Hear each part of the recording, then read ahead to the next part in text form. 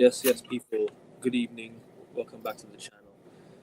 Welcome to the Premier League show on a weekly basis. We do this every single week. We have to do a Premier League talk. We have to talk about our clubs, even though we're not in the best of state, or if some clubs are in the best state. But the race for Europe is heating up, as a lot of Premier League, as a lot of mutants would say. The race for Europe, the top four, is heating up. But we'll talk about that. Josh, welcome back to the channel. First time on the hit 200 subs, but big up to you for being here along the way as well. And let's get to 300 subs. I need to change my caption as well. You do. That's what I was about to mention. That was the first thing I was going to mention. Yep. But big up, man. Yeah. First of all, Akvin, I just want to say congratulations because you work so much. You work so hard for this channel to be a thing. Yep. And you constantly have to cater for other people's time zones whenever they're in the UK or the US or whatever, just for the support of this channel. I know you put in a lot of hard work, right? That's dedication. So you fully deserve it, man. You fully deserve it. Appreciate the love and support, man. And obviously, appreciate the love and the support in the chat as well, people. Big up to my guy. He subscribed. He's a new subscriber, so big up to him. He's a fellow United fan. So yeah, big up to you, man. Thank you for supporting the channel. Thank you for subscribing. Make sure you're liking the video and subscribing to the channel. But the road to 300 starts now. We're gonna get there soon. Yeah. Hopefully soon, people. All right, Akvin, when I first joined your stream in December 2024, I think this channel just hit 100 subs, and now we've gone up another 100. We hadn't hit 100 yet. Blimey! Wow. That's like that. What phase are you in, Akvin? Have you got a dog called Subscribe or something? Yeah, I think I do. But unfortunately, my dog did pass away this year. So. Oh yeah, fair enough. But still, so, I mean, he's still in a better phase than. Yeah, that was a reference. I wasn't trying to be mean. That was a reference to Arsenal's dog. I completely understand the joke. Don't worry about it. I know what you're talking about. Yeah, it's all right. But hey, I mean, you talk about our clubs being shit. We are. Yeah, well, Arsenal, we are still second at the minute, although we're bottling that, and we are in the Champions League semi-final. Yours are. Whatever we do with that, I don't know, but. We are in a pretty decent position, albeit we haven't challenged Liverpool at all, but we'll get to that. Yeah. Manchester United, I mean, what hasn't been said about them this season that hasn't already been said? I mean, you've talked about it so many times. I tuned into your live stream earlier this morning, UK time. Brilliant stream, by the way. I loved it. With your combined 11s and whatnot. How no Matt Busby players got into that side, I don't know. But I'm gonna do a second lineup because, like I said, the United team is way too stacked to be leaving players out. We're gonna have to do a second lineup, or even a third lineup, because you know what it is with United.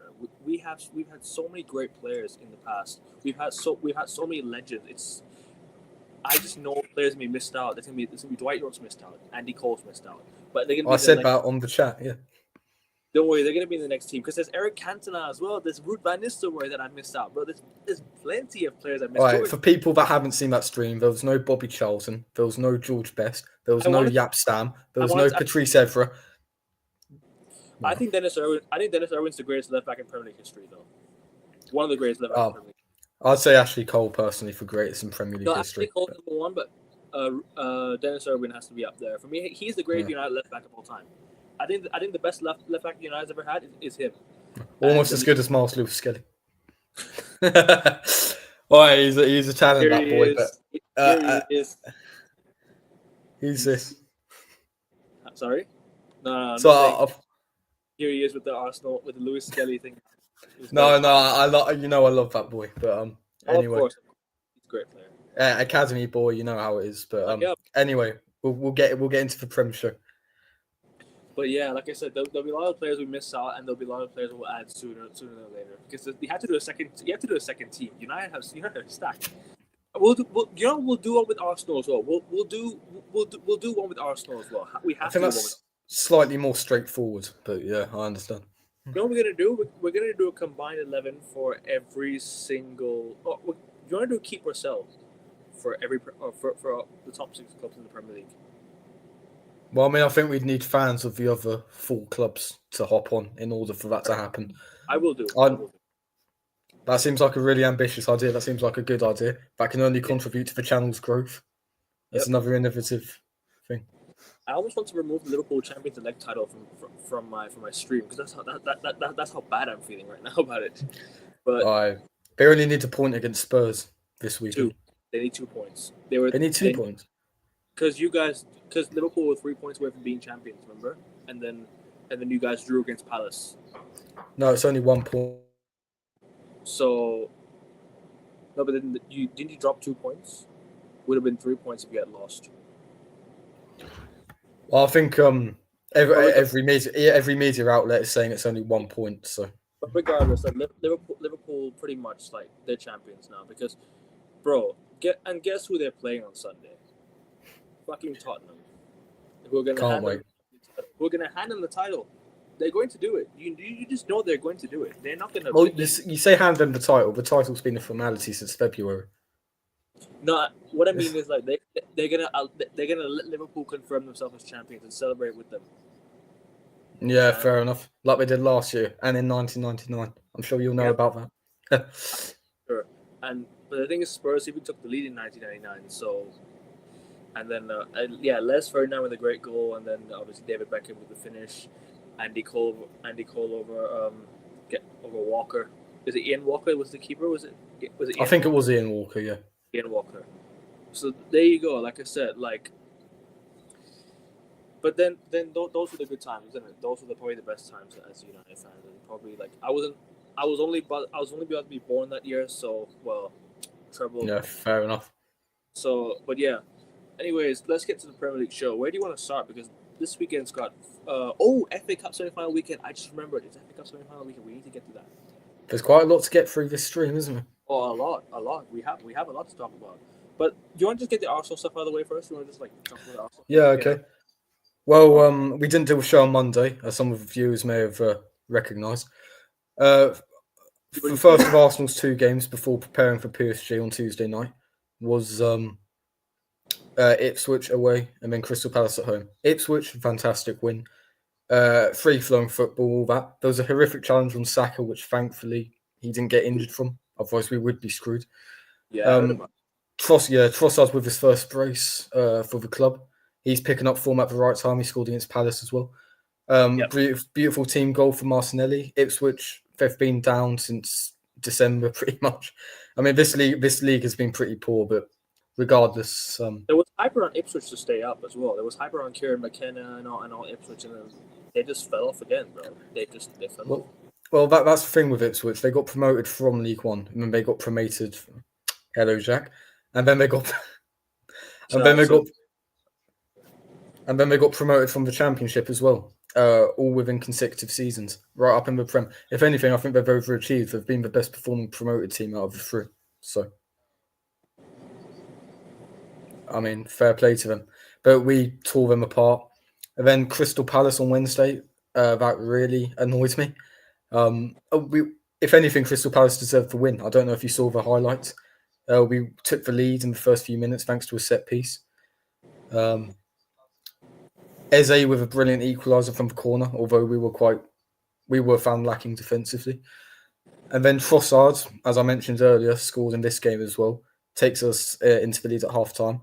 Martinelli scores, but yet again, there's more drama with did it go over the line or not? Apparently it did. Therefore, that goal got disallowed. And then Mateta with a beautiful equaliser after Saliba decided to pass straight to him. So, not the best preparation. City are really catching up with us in the Champions League race, or the race for second. So, Arteta's bottling that as well. But, I couldn't care less. I've said many a time, and you'd know, second to fifth, it doesn't really matter to me at all. Yeah.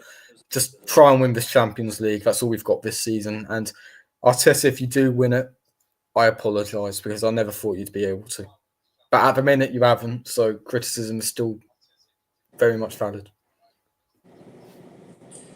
I hear it. And look, like I said, trophies are the main name of sport, no matter which club you are. Like, you see Wigan Athletic win the FA Cup, which is one of the happiest moments of their life. You see Newcastle fans in the Carabao Cup final. They were in tears. That's how much a trophy means to a lot of fans, a lot of players, and the football clubs. It adds to your collection because you just never know when this could come back. You just never know when you could win a trophy again. Sometimes you gotta cherish every single moment with your football clubs because for me, right, I was told that in the first year when Ten Hag won the Carabao Cup, it's just the Carabao Cup. It's nothing special. But why didn't you win it then? You know what I'm saying? It's like everyone's like, oh, but this is like a Mickey Mouse Cup. This is like a like a mini cup, nothing much. So why didn't you win it then? You know what I'm saying? Like when you when you win it, it's the best feeling. If Arsenal fan, I'll tell you this, I'm not taking I'm not throwing shade at you, yeah. But if your fans, if you would have won that Carabao Cup, your fans would be celebrating in jubilation. Your fans would be in jubilation. I know that.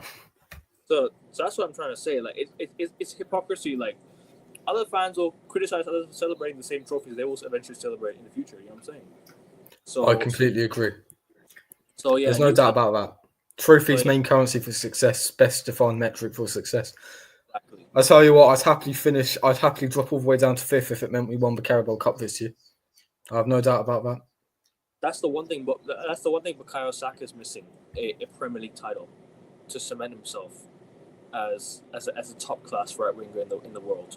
He's world class ability for sure, but the trophies need to come along the way as well.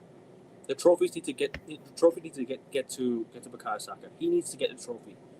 He needs to win some trophies for him to cement himself as a complete world class player. He's a world class talent, ability wise for sure, but the trophies need to be there. You know what I'm saying? This club needs to win trophies, Akerman, in order to reward our performances that have been very good and very consistent over the last 3 years.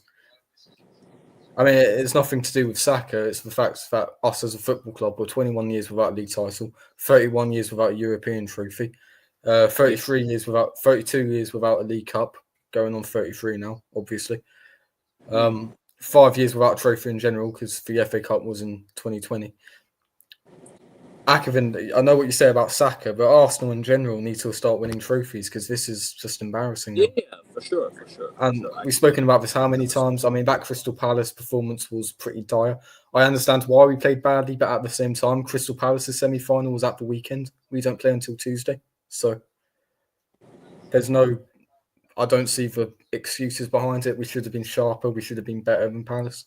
But Palace were better than us and should have come away with all 3 points. But anyway, I don't know if there's anything tactical. I know Thomas Partey played the 90 minutes, if I'm not mistaken, because he's suspended for the first leg. Honestly, Akerman, we've drawn 13 games this season. 9 of them were when we had the lead before conceding the lead. Like, if you want to win the Premier League title, that's just not good enough. 9 times. How many points have you conceded from winning positions this year? How many points have you from winning positions this year? Well, I mean, we've dropped points from... I think it was 17, 18 points that you lost from winning positions this year? Yeah, we'd be top of the league. That's crazy. Exactly. That's not how you... Like I said, I've talked about how referees haven't done us any favours either. But at the end of the day, that gains us 8 points. Yeah. We'd still be 5 points behind Liverpool. So we haven't been good enough regardless of refereeing decisions. Oh, yeah, for sure. Yeah, and no doubt about that. And listen, Crystal Palace, I couldn't give a shit about this league season now. 2nd, 5th, it doesn't really matter. Yeah. If we 3-peat seconds, I mean, Wenger did the same thing, but he had a double to back it up beforehand. I keep forgetting 5th is Champions League now. I keep forgetting that 5th gets Champions League now. Yeah, I know. It's ridiculous, isn't it? It's top 5 now. 4 English clubs are in the semi-final of European competitions this year. 5 for 4 English clubs. Chelsea are in the Conference League semi-final. United, Spurs are in the semi-finals of the Europa League, and also in the semi-finals of the Champions League. One thing I will ask you, Ackerman, do you think that Spurs and United and Bodo Glimt would be in the semi-finals if the Champions League dropouts would still go into the Europa League? Yes, because I'll tell you why. It's a different competition. I'll tell you why. In the Premier League this year, United have not taken the Premier League seriously. I can tell by the body language of the players. I can tell by the body language of so many of all these guys. They don't look like they want the Premier League. They don't look like they want to play in the Premier League right now. I don't know what it is, but the Premier League is a complete write-off this season. And I hate to say it because every single year we have to keep writing off the Premier League. I want to play well in the Premier League. I want to actually win the Premier League as a United fan because it's been too long. So we can't keep writing off seasons every single year. We have to keep pushing, And in Europe, like we've actually done quite. We're the only team undefeated in Europe this season right now, which is crazy to even think about. Like I never thought United would be the only team in Europe to be undefeated this season, which is mad. Only reason you're the only undefeated team is because of that bullshit penalty Inter Milan were awarded at the San Siro against Mikel Merino. But I'll let you have that. So Arsenal only lost one game in Europe this season. Yeah, Inter Milan away. That's crazy. About I don't know if you've seen the highlights, but it was a pretty shoddy penalty as well. Obviously, you know the difference between Premier League and Champions League reasons for handball, but anyway, that was still harsh. But hey, fair play. Man United have turned it up for Europe, so fair play to you. Yeah, Full and the fair thing, play. apparently the Champions League they want to change it up. They want to change up the rules. I'm seeing like maybe no extra time, just straight to pens. Like how the League Cup. There's no. It's got to be extra time. You have to have extra time. You have to. It's the magic of the Champions League. You have to have extra time. Like even if what do you call it? Who am I thinking about right now? Which football club when I'm thinking about this year that made the semifinals? Sorry, that made the extra time and won. Bodo Glimt? Yeah, you could say Bodo Glimt. Yeah, Bodo Glimt. They were so close to losing as well. They almost bottled a 2-0 lead to Lazio. Came back and won on penalties. So big up to them. This is what the magic of Europe is. You have so many teams, right? That are just it's like a fairy tale for them.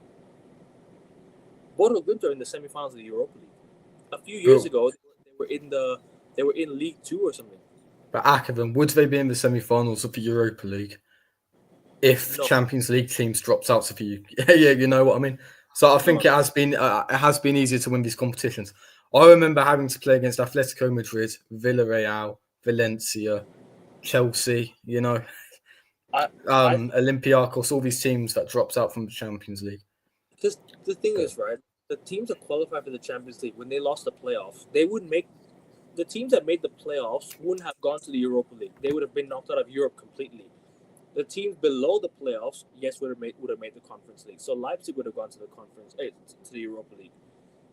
So teams like, let's say, what am I thinking about? I guess just Leipzig that I can really think about that was tough that lost. Oh, Girona as well. Girona lost. So these two teams would have made this. I think these two teams would have made the quarterfinals of the Europa League. But even then, like, you'd have to do a round of 32, and I think round 32 is a bit too much. So I think what they're doing right now is okay. So yeah, I just think what they're doing right now is just, for me, I don't mind it, but better to have teams from Champions League to go down to Europa League. That's what I think. Do you think it makes, like, the Europa League, for example, weaker? Like, because the Conference League as well, Europa League teams don't drop down from there this season either. Do you think it makes it weaker and easier for teams like United and Spurs to try and win? Do you remember the Europa League draw last season? How? So I was in the Champions League, mate. I'm joking. No, I mean, we weren't even in Europe at the end of the group stages last year. But yeah, I was seeing the draw, right? There was so many Champions League-like ties last year. I can't remember what it was, but there were so many Champions League-like teams. The year before, you had United Barcelona. That was a classic game. No matter what you want to think, Barca have injuries. United won that game was unbelievable. That was really, really, like, I don't even know what to say. Like, it was such a good game that day. It was such a classic game that day. But well, hopefully we repeat that 2-1 win in the final. But yeah, No, I know what you mean. You need to get revenge. Obviously, revenge is on the cards for sure. But for me, like, what I want is we have a score to settle. we have to win this Europa League. The thing is, Sevilla. There's no Sevilla in this Europa League. Sevilla would have won the Europa League. They were in it for sure. Most likely. Sevilla would have easily won the Europa League by a distance. So, yeah, no, I'm just hopefully we can get through Bilbao, and I think either one of Bodo Glimt or Spurs. Hopefully we can do them in the final, because Well, You'd beat either. I think Manchester United will win this competition. you know I mean, why? after a game like that, there is no conceivable way in which you don't make the final. Do you remember last year we played Man City twice and lost both games at the Etihad and Old Trafford, and we faced City in the FA Cup final and we won. Yeah, fair enough. Law of averages. I would love to do that against Spurs. Yeah, because they've beaten you 3 times. Hey, that is humiliating. By the way, quick toast to 200 subscribers as well. Big up, man. Big up to you, man. No I don't drink, but as for you, cheers to you, and thanks for being a part of the journey, bro. As always. Let's get to some of these comments before we move on. Yeah. Yeah. Okay. Arsenal don't have the co-Jones to drag the team over the line that we had 20 years ago. Fair play, mate. I guess that is the mentality thing that Rodri was speaking about as well. Agastya Bajaj and Yahoo. Hey, get out of this chat, man. Imagine Leon giving a witness. Oh yeah. Imagine there was no extra time. That Leon game, you wouldn't have witnessed something like this. Thank you for bringing it up. Well, as soon as Leon made it 4-2, I thought you was make it 4-4 and win on penalties. Turns out you got the extra goal as well. But you know what it is? We could have won on penalties as well in normal times. You would have won on penalties. I think this Europa League, it's Manchester United's. I don't see any other way in which you don't win it, to be completely honest. And hopefully we meet you in the Super Cup final. Well, that would be lovely. Yeah, also Super Cup final. I would have loved to also played you in the Community Shield, man. That'd have been fun. Season. Oh yeah. We shouldn't have lost to City last year, but oh well, it is what it is. Hey. Bruno Fernandes, that offside goal was class, wasn't it? Yeah, it was a class goal. If only he was onside, man. If only he was onside. And if only we took our chances, we'd have won that game. If we can play worse, if your team's hard done by, if your players can defeat what's in front of them, yeah, facts. It's true. It's true, man. This is spot on. Like, we can play worse. That's the gist I was making with the fact that we'd still be 5 points behind. That's a brilliant point, Jack, but at the end of the day, you know, but in case you didn't realise, that was what I was trying to get at, you know. No offence to you, mate, but, you know. Chelsea didn't drop out of the Champions League 2018. No, they didn't even make the Champions League 2018. No, yeah. They made the Europa League. They were in the Europa League that season, yeah. Chelsea. Yeah, they finished 5th that year. But the point stands, the type of quality we face is insane compared to now. Think about how far. You got blocking from his chat, man.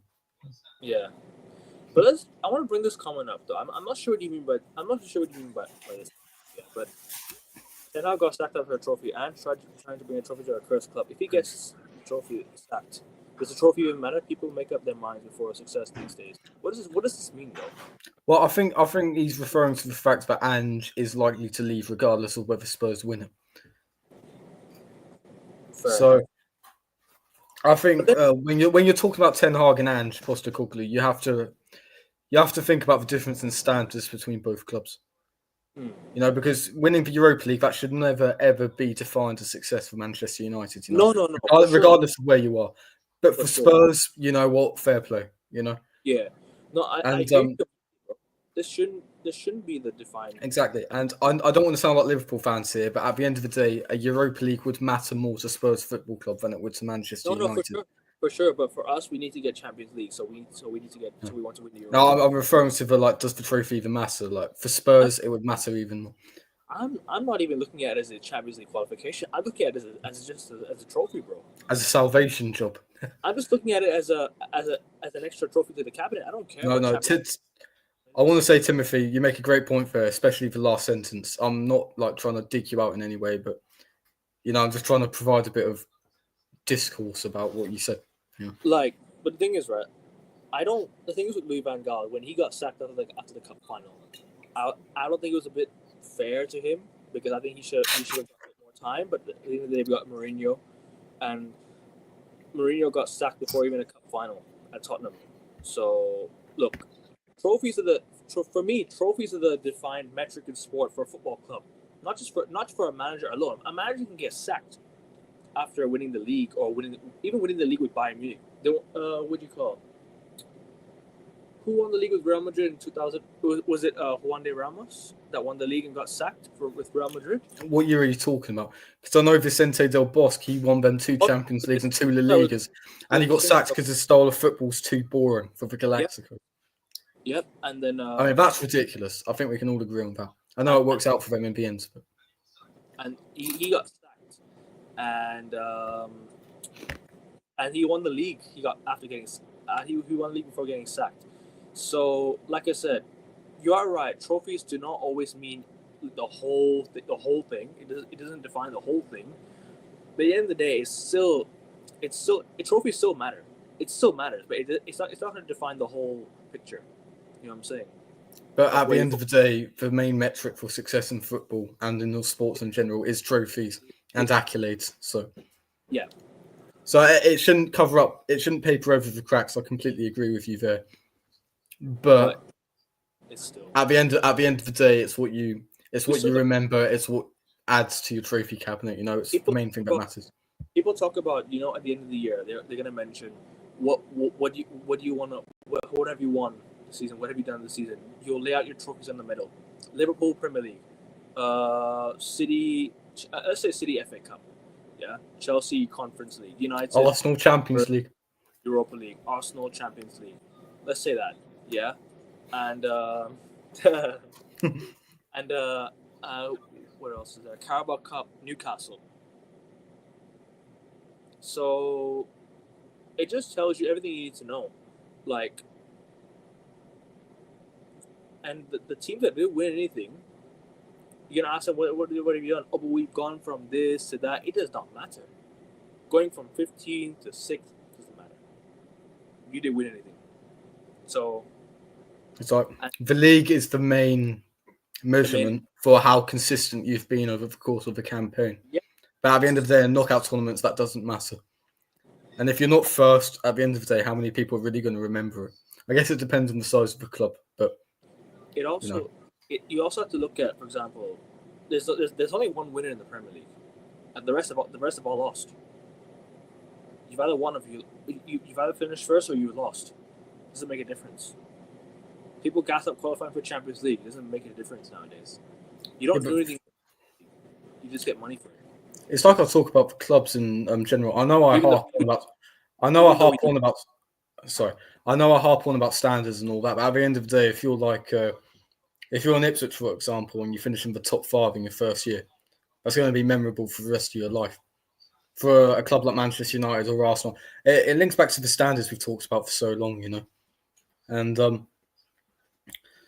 at the end of the day, I understand trophies are by far the most valuable metric for success in sport, and including football. But you have to take into account the level of standards and the level of expectation between different sets of clubs. Because, I come from Norwich. The amount of people that still talk about Norwich finishing third in the inaugural Premier League season, it's outstanding. And the fact that they beat Bayern Munich at the Allianz in the UEFA Cup the year after, that still gets talked about. More so than I've heard any City fan talk about their title win in 2014, for example. Aside from the Gerrard slip. So, you know what? You kind of educated me on something today. Big up to you, man, because I never knew Norwich City actually beat Bayern Munich at the Allianz in the Super League. They did. Fair play to the Canaries. They were 8 points clear in the first ever Premier League season before Manchester United and Aston Villa catched them up or caught them. So yeah, very interesting. Well, what was going on there? But it's like I say, you have to factor the different standards between each club into account. Yeah. But ultimately, trophies are the defining metric. So at the end of the day, is there a real answer? We don't know. We can talk about it all day, but at the end of the day, we're never going to come to a satisfying conclusion. So, no. Let's go to the next comment, obviously. I was in the Champions League final, apart from Joshua Shakespeare. Are you still bro? You've only got one person to blame, and I ain't gonna mention his name. A certain goalkeeper. Starts with O and ends with Nana. Andre Onana. Let's just say it anyways. Red Devil from Josh in the United. Spurs standard. I think you mean common Agastia, but judge in Yahoo. But okay, I'll let you off. Oh, that's his new slander name. No, I love it. I love it. Champions are the currency of success. Facts. Championships are the currency of success. Facts. In the NBA, you only have one winner, and the rest of you lost. To be fair with you, making the final is considered successful because you've won your conference, so it's kind of successful in a way. You've won the conference that you came from to make the final, so it's kind of successful in a way. But the rest, yeah, no. Josh is gonna go to the church, mosque, and how do you say this word again? Synagogue. Synagogue. Honestly, I will, mate. I'm going to be praying any which way for us to win this Champions League, man. You don't know how many years that would feed me for. Honestly, I'd be the most unbearable prick on here. He doesn't even consider you don't even consider yourself religious or even like believe in a religion that much, don't you? No, agnostic, but hey, I'd be asking for help from anywhere, you know. So, oh please, like Ter Stegen get sent off before, you know. Same with Lee Gunner. He was like he went to church to pray for Arsenal, Real Madrid, and then Arsenal ended up winning. So, all right, hopefully he does it for PSG and Barcelona / Inter in the final. Pray for PSG. Man, hey. How many times has it costed us? Yeah, we'll get into him later. Anyways. No, keep him for one more year. I guess, yeah. Come on, now. You can't be saying that, bro. And now it should be sold. They cannot be looking at this as a priority. Yeah. No, it should be sold. Facts. Well, but anyways, you drew against Palace. We did indeed. Ipswich. 2 good wins, I guess. With United, a win. With United, we didn't beat Wolves. We beat Lyon, then we lost to Wolves. The thing is with the Wolves game, right? We actually didn't play that bad. We were just horrible in front of goal. We just couldn't fit. It's the same story this year. I've shown the picture to the live stream many times about Rasmus Højlund not wanting to pass across to Patrick Dorgu. You had one pass to Patrick Dorgu. Saw that. That was criminal. Criminal how he doesn't pass that, man. And you wonder why I don't like him. You wonder why I don't like him. I found it terrible player. Did you not find the lineup quite strange? Because Amorim was talking about playing the kids after the win against Lyon. He played Amas. He played Tyler Fredrickson, who made his debut in the Premier League, so big up to him. And I guess you could probably say Kobe also played. So I guess it was pretty much mixed academy players because we had to like mix it up. I thought there'd be a bigger change in the squad selection, to be honest. I was quite disappointed in that. I saw Bruno Fernandes came on after only 59 minutes. But what a free kick from Paulo Sarabia as well. Yeah, I knew those going in anyways. I knew those going in. And they've won 5 games in a row, Wolves. They're in a really good position right now. I think they're now 16th. I think West Ham are now 17th. Mateus Cunha is on his way to United, potentially. Fair play. I mean, those attitude problems are a recipe for success, you know. But you know, we'll see how it pans out. He might be world class. We don't know. We'll see. But I would also like some more players, not just him. But even then, like I'm hearing news that Amad Diallo's back in training next week, so that could be a positive for us in the European traffic. Because I don't see him playing in the first leg. I see him playing in the second leg. He's only going to come back to training next week, so I don't think he'll have enough time to prepare himself for the game on Thursday. So why not just play him in the second leg, or bring him off the bench if we can in the first leg? Because if we need a goal, you might as well bring him off the bench, just to get the first leg off the bench, hopefully. But yeah, that's a good point. And like I said, last week was not a great performance. Well, but it was all right, but it wasn't a great. It wasn't a great result at the end of the day. We lost because we could finish. We had chances, but we just didn't take them. Garnacho, Højlund, you had Cheeto come off the bench. Cheeto looked all right when he came off the bench. I thought he looked decent. Harry Amas looks good. I like the look of Harry Amas. Dorgu looks all right. So yeah, Diogo Dalot is not out injured for the rest of the season. So he is now. We need to rely on Mazraoui to play right wing back. Well, you put Dallo in your worst Premier League team of the season so far. He So. wasn't good. He hasn't been good this year. And in the last few games, he's been decent. But in this overall this season, he's been terrible. I can't remember what stream it was, but if you guys haven't watched it, please watch it. 'Cause the way he was cussing Dallo was absolutely insane. It's the two streams with the football logo on it. It's right there. Yeah, it's one of those. Around half an hour in, I'd say. Yeah, but at the same time, it's brilliant viewing. In the last few games, he's looked all right. But the majority of the season he's been terrible. So I'm gonna have to give it that. Mason Mount was shit, bro. He's always shit. He's not been good enough for United. Fame's number 7. Why is he wearing the number 7? Why have we bid 60 million for him? We could have got him on a free transfer the following year. We should have waited one. We should have waited 1 year. Got him on a free transfer. It would have been a bad piece of business if we got him on a free transfer. But getting for 60 million and giving the number 7 shirt is criminal. It is absolutely criminal. So yeah, he needs to be one of the players on the transfer list this summer, and some others as well. And there'll be another player I'm going to mention, but the thing is, people are going to be like, "Oh, but why do you want him sold?" Is it Trans 17? I'll tell you. No, I'll tell you who I want sold. Harry Maguire. No way, he got you through against Leon, man. What's that all about? 1 goal doesn't change the last 3-4 years of shit. Fair play, mate. Michael Owen scored the winner against Manchester City. Everyone remembers that. But what did he do for us after that? Won you the league. He didn't win us the league that year. Year after them. We kept Federico Makeda. He scored the winning goal against Aston Villa. What did he do after that? He scored against Chelsea in the 2-1 defeat this following season. Yeah, but that was it. And he scored against Aston Villa in the 2-2 comeback the following year. But other than that, he didn't do much. Who also scored that game, if I'm not mistaken? Michael Owen. Same guy you were cussing.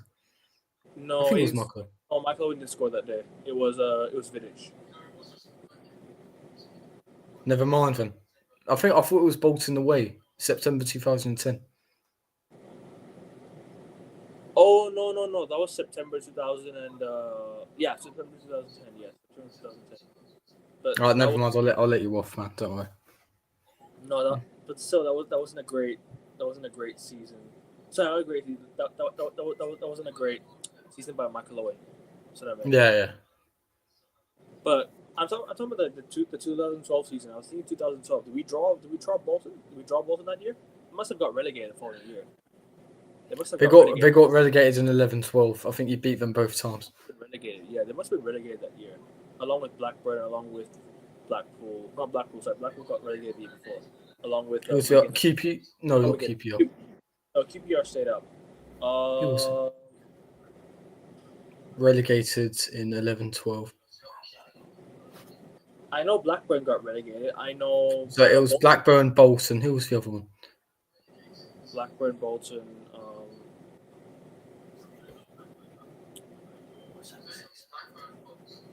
It was not Newcastle. It was Newcastle. No, it wasn't Newcastle. It wasn't Sunderland. Was it Reading? No. Oh yes, it was Wolves. Wolves. Was it Wolves? Yeah, it was Wolves. Yeah, because Mick McCarthy got sacked in February. They went on a horrendous losing run. I remember that 5-0 win away at the Molineux as well. United win 5-0 win at the Molineux. That was a game against us. I think we drew 1-1 against them at home, for Christ's sake. I think Jovino scored. But yeah, like I said, still, there's so many fringe players, so many role players, and so many players around the team that can score you a goal. They can get you out of something, right? I'll tell you what happened. Mkhitaryan scored the winning goal in the Europa League final, second goal. What happened to him the following year? Sold. So this is what I mean. Like, just because a player scores a winning goal does not make them great. Does not make them.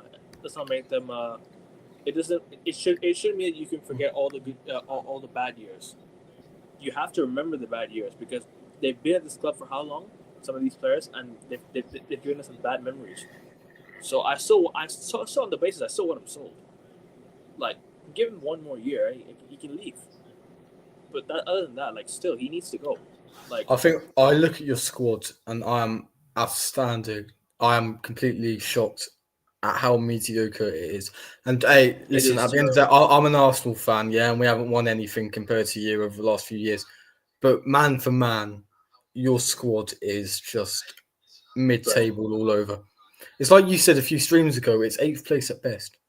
You know? It isn't.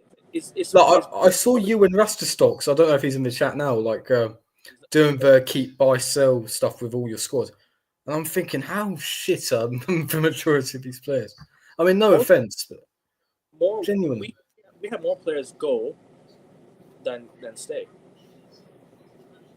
Yeah, I think you did. Well, I think it was equal between sell and keep, but you know. But that's not a great sign either. That's not a great sign either, exactly. But the players that I say keep are the players that have actually been all right and have done stuff for us. And let me tell you something, Casemiro, right? Casemiro got us 3 assists that game, pretty much. The penalty against Leon, won by Casemiro. Assist to Kobe, assist to Maguire. That Casemiro pass reminded me so much of a Michael Carrick-esque pass back then when he was at United. That was a throwback. That was a lovely throwback. Like it just gives a lot of remontada, like back then. So yeah. Fair enough, mate. I know you want Garnacho to win. Arian, you don't understand how strong Chelsea PR is, honestly. Yeah. 2021, it was at its peak, and understandably so. I'd rather you wear number 7 than Augusto, honestly, for real. 2024. I don't even want to read this comment out loud, bro. That's embarrassing. They've not done a double over us since 1980. Bournemouth will probably do the double on us next weekend for the first time in their history. That's the way the season's been going. That's going to happen to us as well this weekend. That is insane. And there's been more so than keep for the majority of the decade as well. Yeah. I would say for the majority of the decade, I'd say pretty much half a decade, because that Mourinho team had a lot of players that I'd keep as well. Now I think it's mainly Solskjaer and the damage he did. Mostly Solskjaer, exactly. It was mostly Solskjaer. Solskjaer should have been sacked a long time ago, but people don't want to listen. They didn't want to listen, bro. It's all good though. But yeah, like I said, poor performance from our attack, decent from our fullbacks, decent from our team in general. Nice free kick by Sarabia. Lost 1-0 at home, but to a good performance, I'd say. To a decent performance from the team. So I wouldn't say it's the worst performance, but still the results have been shit. So, yeah. Not like it matters anymore. Both teams have survived. Well, hey, United survived. Oh, yeah, we helped you with that because we beat Ipswich, by the way. Thank you. That confirms your survival. Thank you for that. Another stat, by the way. Remember when Liverpool beat Spurs 6-3 in December? Yes. That took Liverpool up to 39 points back in December after like 18 games. You're still on 38 points now. That's crazy. Do you know how much of a shambles that is? That is absolutely ridiculous. Bro, Southampton might break the 11 points curse before we break the 40-point curse. Right, they're on 11 points now. You're watching out. You need to watch out, man. They might play for pride, you know. They might genuinely play for pride now. So listen, it's up to them to do the job. But even then, I still think that's the worst. I think that's the worst team in Premier League history. That's not Derby County. The points accumulated can be. I still think this Southampton team is the worst team in Premier League history. No. Derby got battered 5-0 week in and week out. Southampton, they stay in the game. Fair play to them. Southampton as well. So not as often, not as frequently. I bet anyone watching this go back to Derby County's 07-08 results, because they were getting slapped up by about 3 goals week in, week out. It was insane. They conceded 6 goals to relegation fodder Man United. Yeah, fair point. How bad it is. We even struggled to beat them at the Emirates, you know. You're not the only one suffering, mate. None you except Casemiro probably. Yeah, Casemiro maybe Licha if he can come back and return to fitness, but potentially. Ten Hag wasted 600 million, got worse. But yeah, I am going to move on to the next topic now. We do have the Europa League next week, so we do have to rest up. Bournemouth away this weekend. I'm going to go with my prediction. I'm going to go 4-0 Bournemouth. 4-0 Bournemouth. What do you say? Right. Is this Bournemouth versus Manchester United? Yeah. Ooh, okay. You know what? 2-0 Manchester United. I'll go for a surprise. I'll go for a surprise. 2-0 Manchester United. It's not gonna happen. We ain't gonna go for. We ain't gonna win this game, bro. I know, man. Hey, you're gonna win the Europa League this year. Just be happy. Hey, listen. But yeah, you say you'd be right back, yeah? Yeah. I'll be back after 2 minutes. Don't worry. I'll be quick as a ferret. Don't worry. No worries. But yeah, people make sure to continue hit the like button and subscribe to the channel. Let's get up to 220 subs by the end of today, if we can. Possible. 15 of you watching. Head over to YouTube, subscribe. Ten Hag wasted 600 million. We got worse, bro. I'll tell you something, right? Ten Hag has wasted 600 million. We've signed Andre Onana. We've signed Mason Mount. We've signed Rasmus Højlund. We've signed Anthony, right? We've given Rashford a new contract. We've given Diogo Dalot a new contract. We've given who else did we give a new contract to? Or who else did we sign?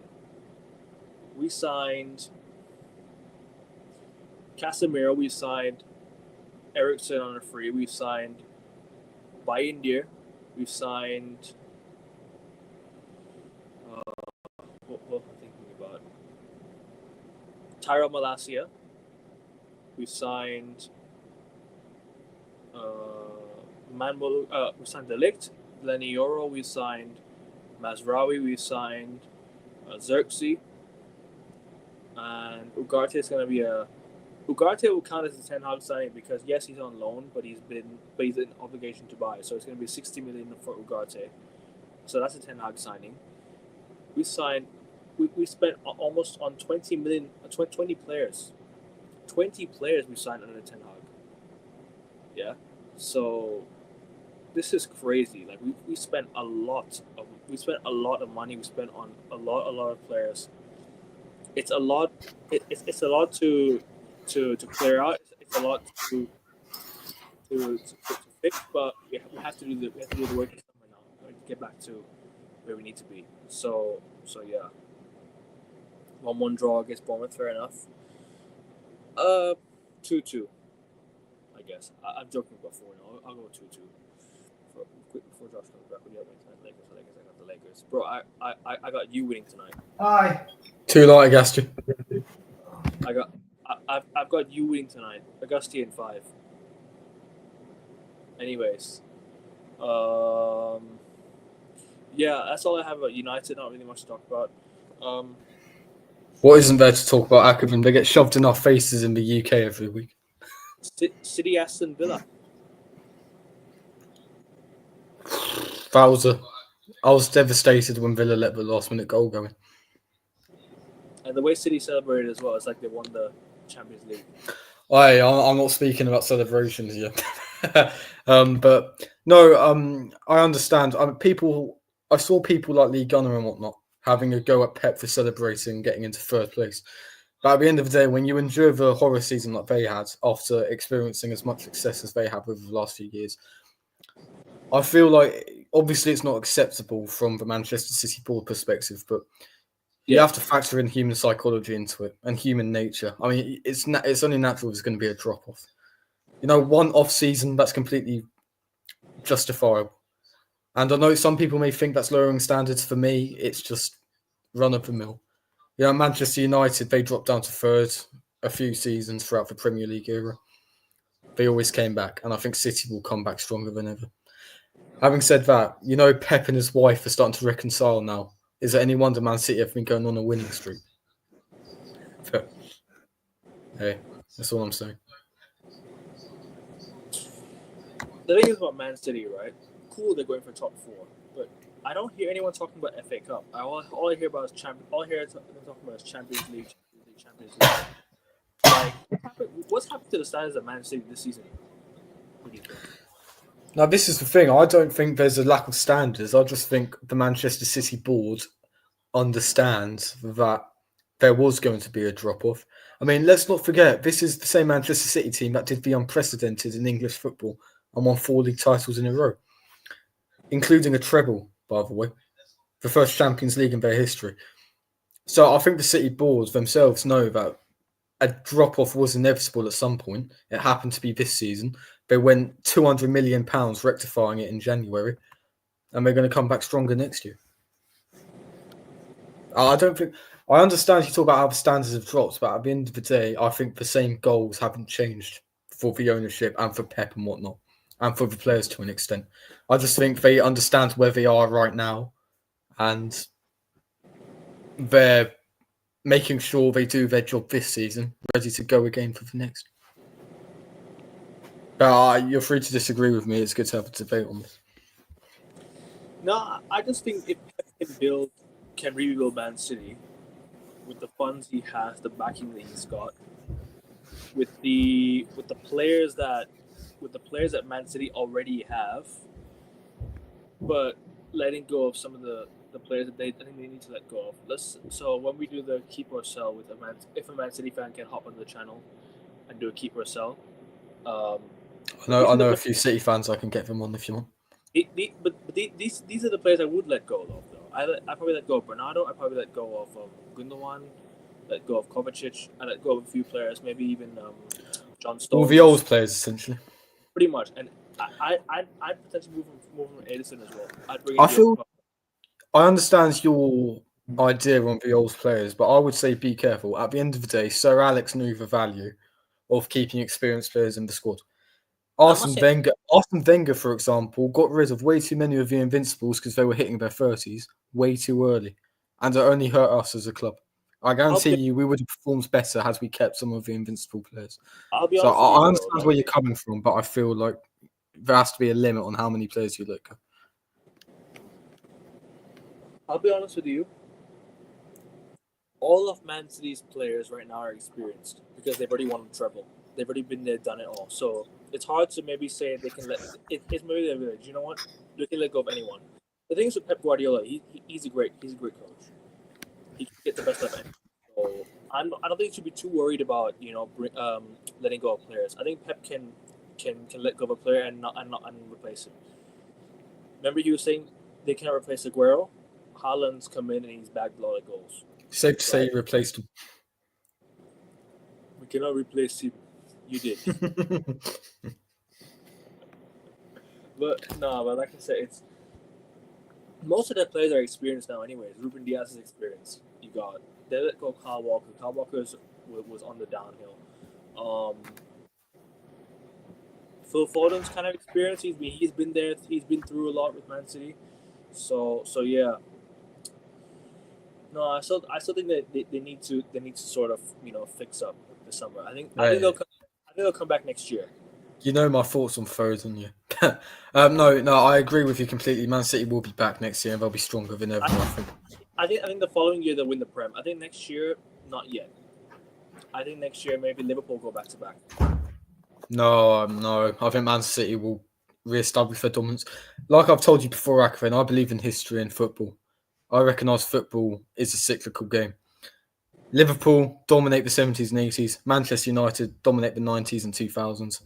I think this is City's time. I think this is City's era. 2010s, 2020s. I think they'll sweep through it. This is an off season. Remember, I believe it was 1981. Liverpool finished 5th in the league and won the European Cup, So, swings and roundabouts, I hear it, but I still think Pep needs a lot of work to do. And with PSR, I don't know how tough it'll be for Man City, but we'll see. But like I said, that win against Villa, that win against Everton, is going to cement them in the Champions League position. I have no doubt they're going to get it. So City going to get Champions League position next season. Newcastle looking decent, but they lost to Villa 4-1. So that's kind of a bit of a blip. Villa. Let me see let's see the run-in for the. Let's see the league table. Oh, please don't. Well, I say that we are second, but it's just been such a drag, So Villa are currently 57 points in 34 games played. 1 game less than Chelsea, the level on points, right?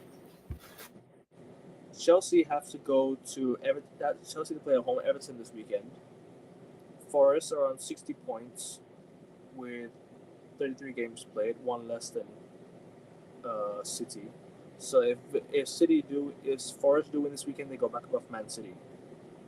So the top the top 5 race is kind of it's not top 5 anymore because Liverpool cement themselves in the title. They've won the league. So actually no, I ain't saying it. So they've won the league, so it's done. That's done. Right. Second. All right, full respect to Liverpool, man. I know Akabin won't respect you like that, but I don't know. No, thank you. There's no time. There's no time to respect Liverpool here. But yeah. Shout out to all my Liverpool friends though, but to the football club, screw you. Anyways. All right, hey, Scousers are annoying, but their fans in general are pretty nice, so I'll let them off. I have a few Liverpool fans that are like, you know what, they're chill, but when they win the league, they're gonna be unbearable. So I don't know, man. I don't know. Right, if we win the Champions League, you're gonna have to be off social media for the next 3 months, mate. I had to tell you, because I'll be the first one to be flooding your DMs. You know that. I'll be fine. But I don't care. It's still 3-1, so I'm good. Oh, fair enough, man. I'll let you off. It's still 3-1. I just need that one. But you will be level with Man City though, so you need so. And Dortmund and Red Star Belgrade. Because people and are saying people are now saying Man City are a bigger club than Arsenal because they have a Champions League and you don't. So if you win that Champions League, you're back above them. There. You know what? Chelsea are apparently bigger than us, even though they have less. Like we have more than double their league titles. So you have 7 more league titles than them. They have 6 league titles in total. Yeah, no, we have more than double those. But you have 30. Yeah, at the end of the day, we haven't won one in 21 years. So you should have had 16 by now, man. You should have won these three Premier League should have been all yours. All these 3 titles should have been yours. Okay, 22-23. That was a bottom job. 8 points clear in April. Well, technically 5 because City had a game in hand. 2023-24, we put ourselves in a shit position and we somehow nearly salvaged it. So fair play. This season, we haven't been good enough at all. I know I talk about the referees and whatnot, but at the end of the day, we'd still be a good few points behind Liverpool. So, there's nothing else to say, really. It's just 22-23 was the chance and we fucked it. Same way 07-08, we had a really good chance and we fucked it again. We should have more than 13, bro. I'm just telling you this right now. We should have won 7 league titles on the spin. No. 09-10. I know you talk about Drogba's offside, but Makeda's goal to get you back in, it was also a handball. So if VAR was there, Chelsea still would have won 1-0. So nah, that was not a handball. That was a handball, Akavin. Come on. Nah. The less said, the better. It's not a handball. That was not a handball. But even then, like, that draw would have got us the league title. It wouldn't have. So, nah, but still, at the end of the day, like, it's fine margins in the Premier League. It's always fine margins, and you just never know. Because any drop points would cost you big time. So, you have to be almost perfect to win the league. Like I said, with a lot of... As a United fan myself, as a fan who's been through title races, right, who have seen his team win the league, right, you got to be nearly perfect, and you've got to beat your title rivals. You have to beat your title rivals. In 2011, we beat Chelsea at Old Trafford in a game that matters so much. We needed to beat Chelsea. We did, and a week later we won the league at Blackburn. You say you have to beat your title rivals, but Man City last season, they didn't beat Liverpool or Arsenal across the 4 games, and they still won it. So you still need to accumulate a lot of more points around it, but you have to. When you are going up against your title rivals, the title rivals that are so very, very near, right? You have to try and beat them. You have to go for it, because Man City would. I think Man City should have lost to Liverpool last year. I genuinely think City should have lost to Liverpool at Anfield. Yeah.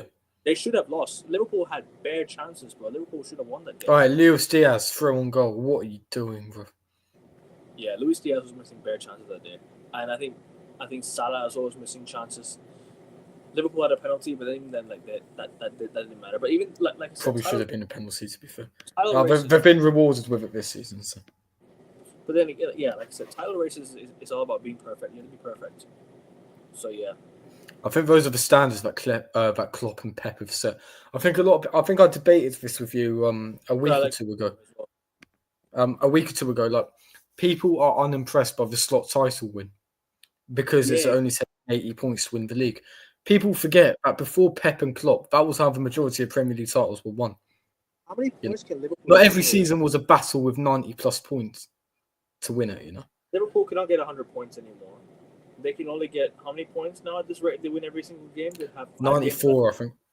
94 points exactly. At best, they can get 94 points. I reckon they get 89 points. I think they get about 85. I think they slack off a bit, which is completely understandable. They don't have anything to play for, so might as well just go for every game, you know. Well, they'll beat Spurs. I mean, to be honest, this may sound crazy. I think we might beat them at Anfield because after we give them the guard of honour, I think they'll be resting a few players and giving them time. So. They're gonna want to go for it because they're gonna want to get maximum points, bro. Liverpool have nothing to play for. I swear to Christ, Mikel Arteta, you better fucking win this Champions League here. Otherwise, I am not going to be on social media for the entire 3 months. You can say goodbye to the Premier League show as we know it, because I won't be there. I don't want to be talking about football. So you won't be talking about football then this summer? Oh, no. Of course, I will still be there. But, if you guys win the Europa League and we don't win the Champions League, it's just going to be so... Imagine Tottenham win the Europa League. Yeah, all right, yeah. You'll see me on London Bridge Road. Imagine Tottenham win the Europa League and you don't win anything this year. Hey, don't start that, man. Would you rather us or Tottenham win it? Who would you rather win? it? What do you mean? Who would you rather win the Europa League, us or Tottenham? Gotta be us. Sure. It's as Gary Neville said. It's a choice between two blokes to nick your wife. It's a lose-lose situation either way. Your fans would be unbearable, but their fans would be unbearable. I mean, that's the nature of it. I have no problems with that. You cut off its choice. You know what? I'd honestly, I'd go Spurs because really? I hate you and Chelsea more than I hate Spurs because Spurs pose no threat. You know what I mean? And I'm not trying to sound big-headed, but they genuinely don't. So. That's mad. You'd rather Spurs win a trophy after how many years than us win the Prem? I don't know. It's a catch-22 because you guys will keep winning trophies. I don't know about Spurs. Okay, imagine the scenario, right? Last game. I don't know. Okay, that's the overriding question. But gun to my head, I'd probably choose Spurs just for the banter with Akevin on the stream. All right. How about this? Okay, imagine the scenario. Shout out Zia for the raid. Yeah, big up Zia every single time. That's the first time somebody's actually raided my stream. So big up Zia. When you guys are coming through, please make sure you guys are liking and subscribing, and make sure you guys are obviously supporting the channel as always. Big up Zia. Big up Warrior J. Big up lads. But imagine the scenario, right? Last game of the season, United versus Tottenham to win the league. Setting me up, man. United versus Tottenham to win the league. Right? Come on. Akevin, don't you dare, man. Get their 14th title. Tottenham win their first ever trophy. Obviously, you're choosing United, aren't you? In its first Premier League title. You'd rather United, right? Because you've already seen us beat you to title races. And you've already seen us like... No, that's the thing, Akevin. I started watching football in 2014. People talk about Ferguson ruining childhoods, but my childhood was never ruined by Fergie. So I've managed to avoid that. Hey, Arsenal never ruined my childhood either, so I had nothing against Arsenal. So well, you were only 5 years old when we last fucking won it. So that's the last time Arsenal actually did something to us was the FA Cup 2015 when I was gutted we lost that game. What a game! That was one of my favourite ever Arsenal games, to be honest. That's when I fell in love with Michael Oliver before last season. Bro, because he sent off Di Maria, right? That's why you fell in love with him. Yeah, similar performance to what's his name? Andy Madley. In the FA Cup this season, but we fucked it up. So that's our worst game this season, guaranteed. Terrible. Like I said, still. Okay, what would you rather? United win the league or Spurs win the league? Of course, you're choosing United, aren't you? I'd have to choose United. Yeah. No, you know why? Yeah, because to this day, Arsenal have won as many league titles at White Hart Lane as Spurs have in their history. and I don't want that records going away. That's fucking funny as shit. So I'll let you guys overtake Liverpool. They're fucking annoying. I'll let you have it. I will spice it up even more. Either United play Arsenal on the last day, or Tottenham play Arsenal on the last day, and you need to win to stop one team from winning the league. One thing I will say, yeah, like our fans have a go at Spurs fans for wanting to lose to Man City at the end of last year. But if Arsenal were in the same position where if we beat Man City, Spurs probably win the league, I always want us to lose every single time. So on that basis, I'd play you guys and I'd concede the match, honestly. So you let us win and we win the league. I'd let you guys win it, yeah. But I don't know, Akavin, because like the Europa League trophy, like I know a lot of Spurs fans, you know.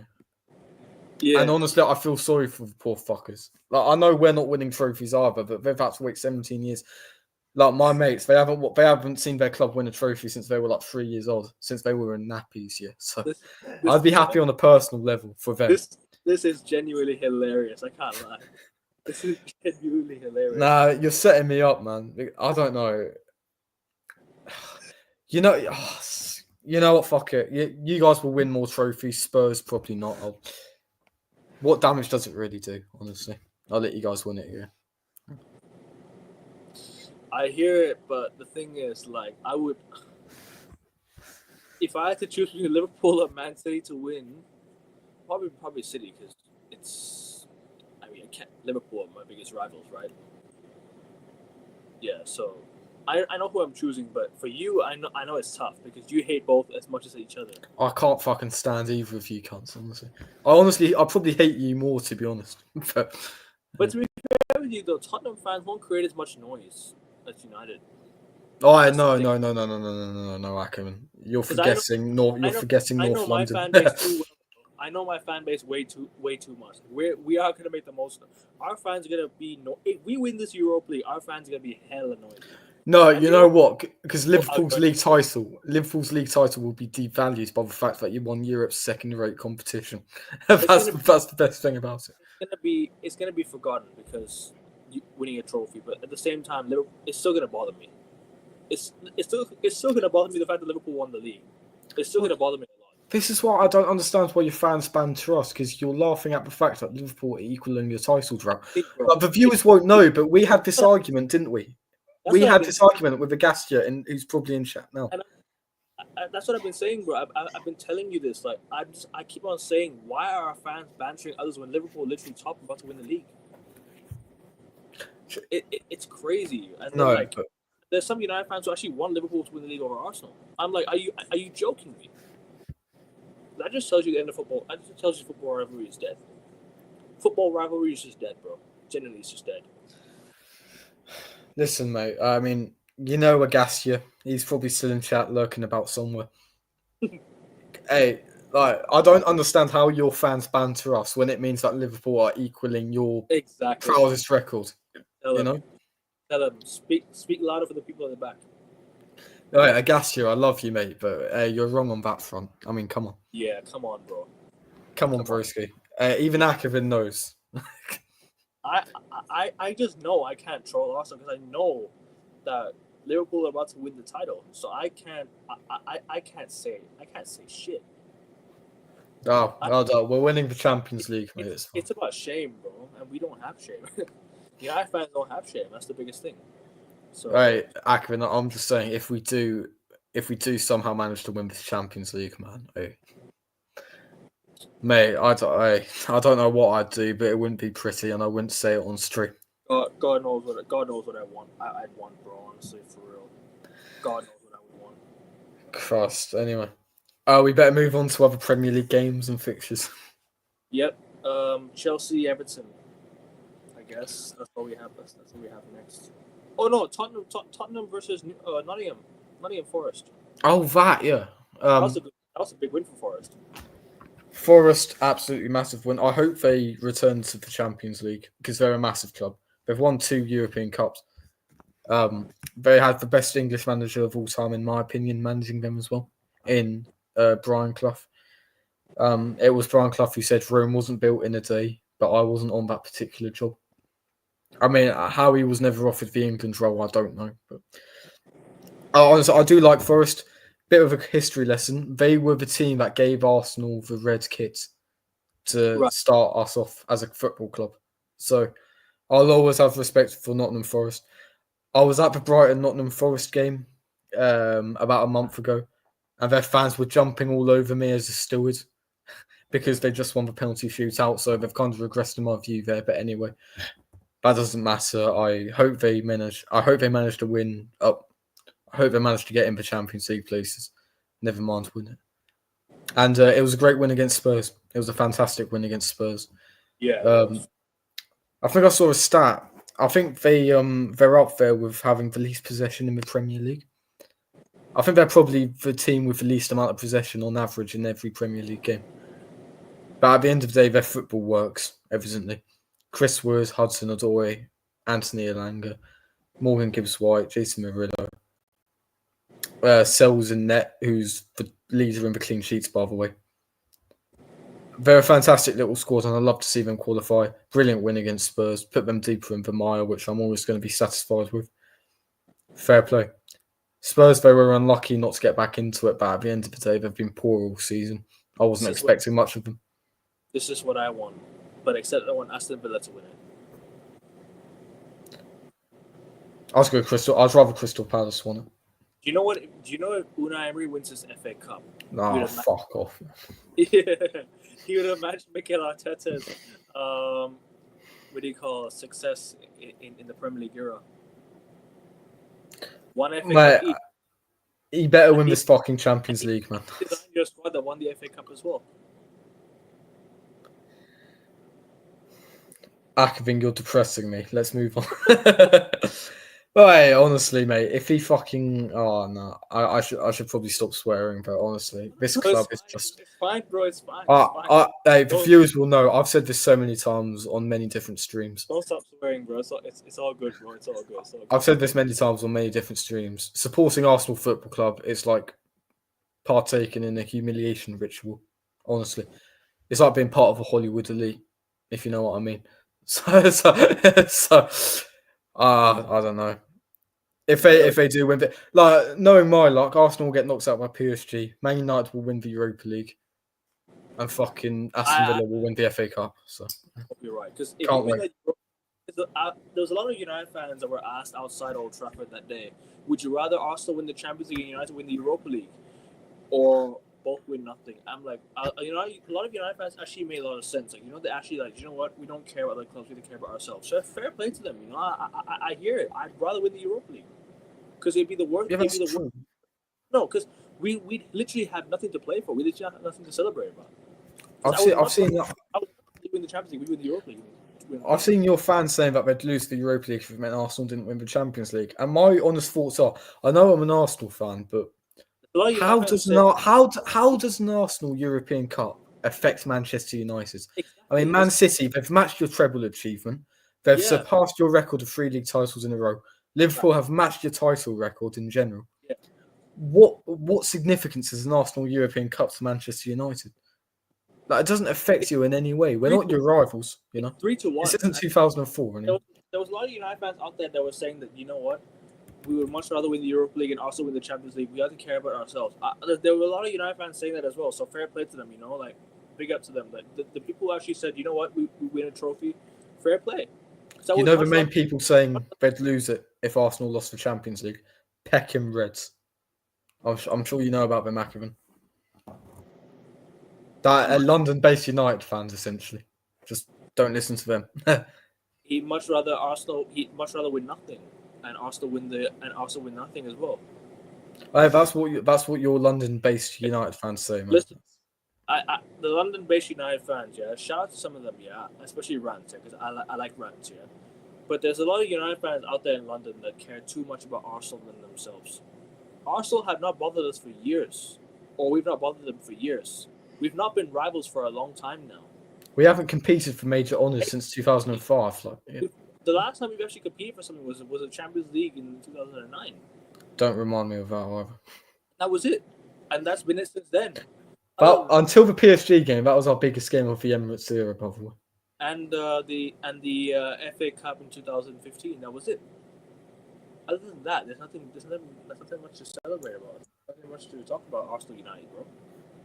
Nothing much to talk about I Arsenal think United. it sums it up in the 1920 season when Granit Xhaka and Ashley Young were the main figureheads for the fixture because they were both the club captains. Mm. I mean, what the fuck? And you know the worst thing, behind Granit Xhaka in the Sky Sports graphic was David Luiz. David Luiz. About other clubs and themselves.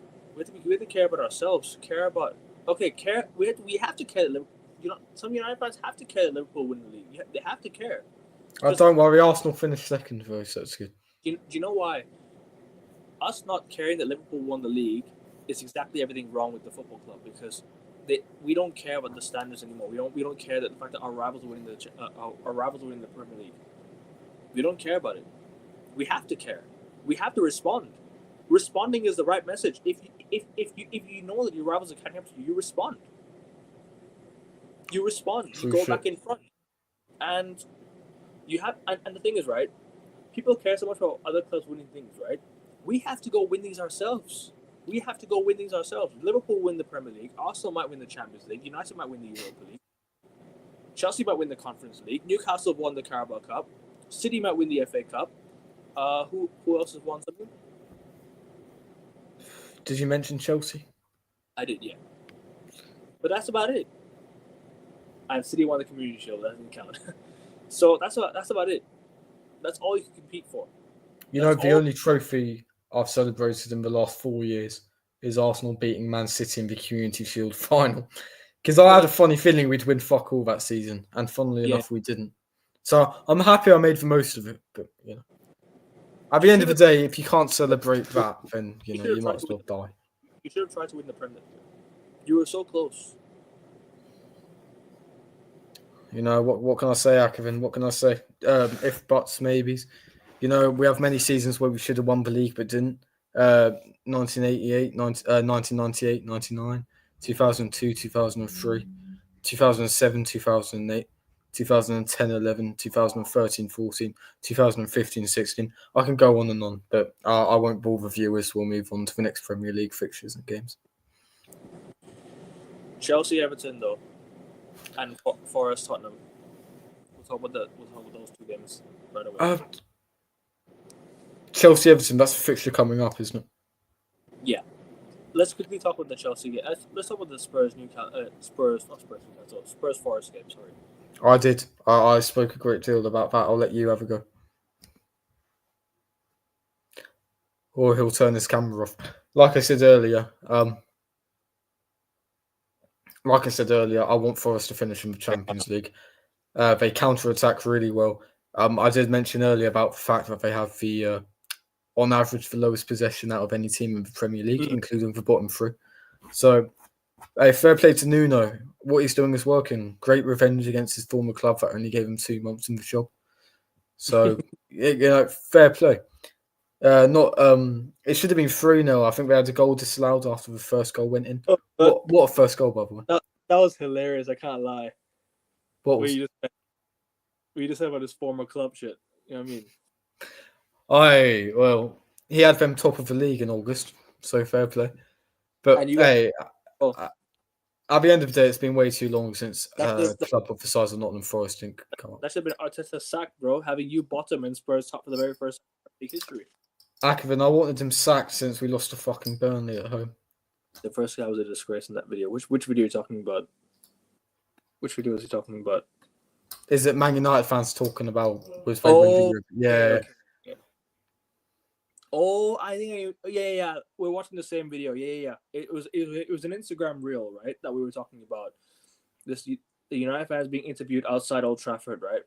Shout out Aaron Sakaya every single time. Yeah, that he was interviewing United fans. Yeah, 2 United fans were saying they would much rather win nothing and Arsenal win nothing, and the rest of them were all, we rather win the Europa League and Arsenal win the Champions League because we have to care about ourselves. We need Champions League football. Fair enough.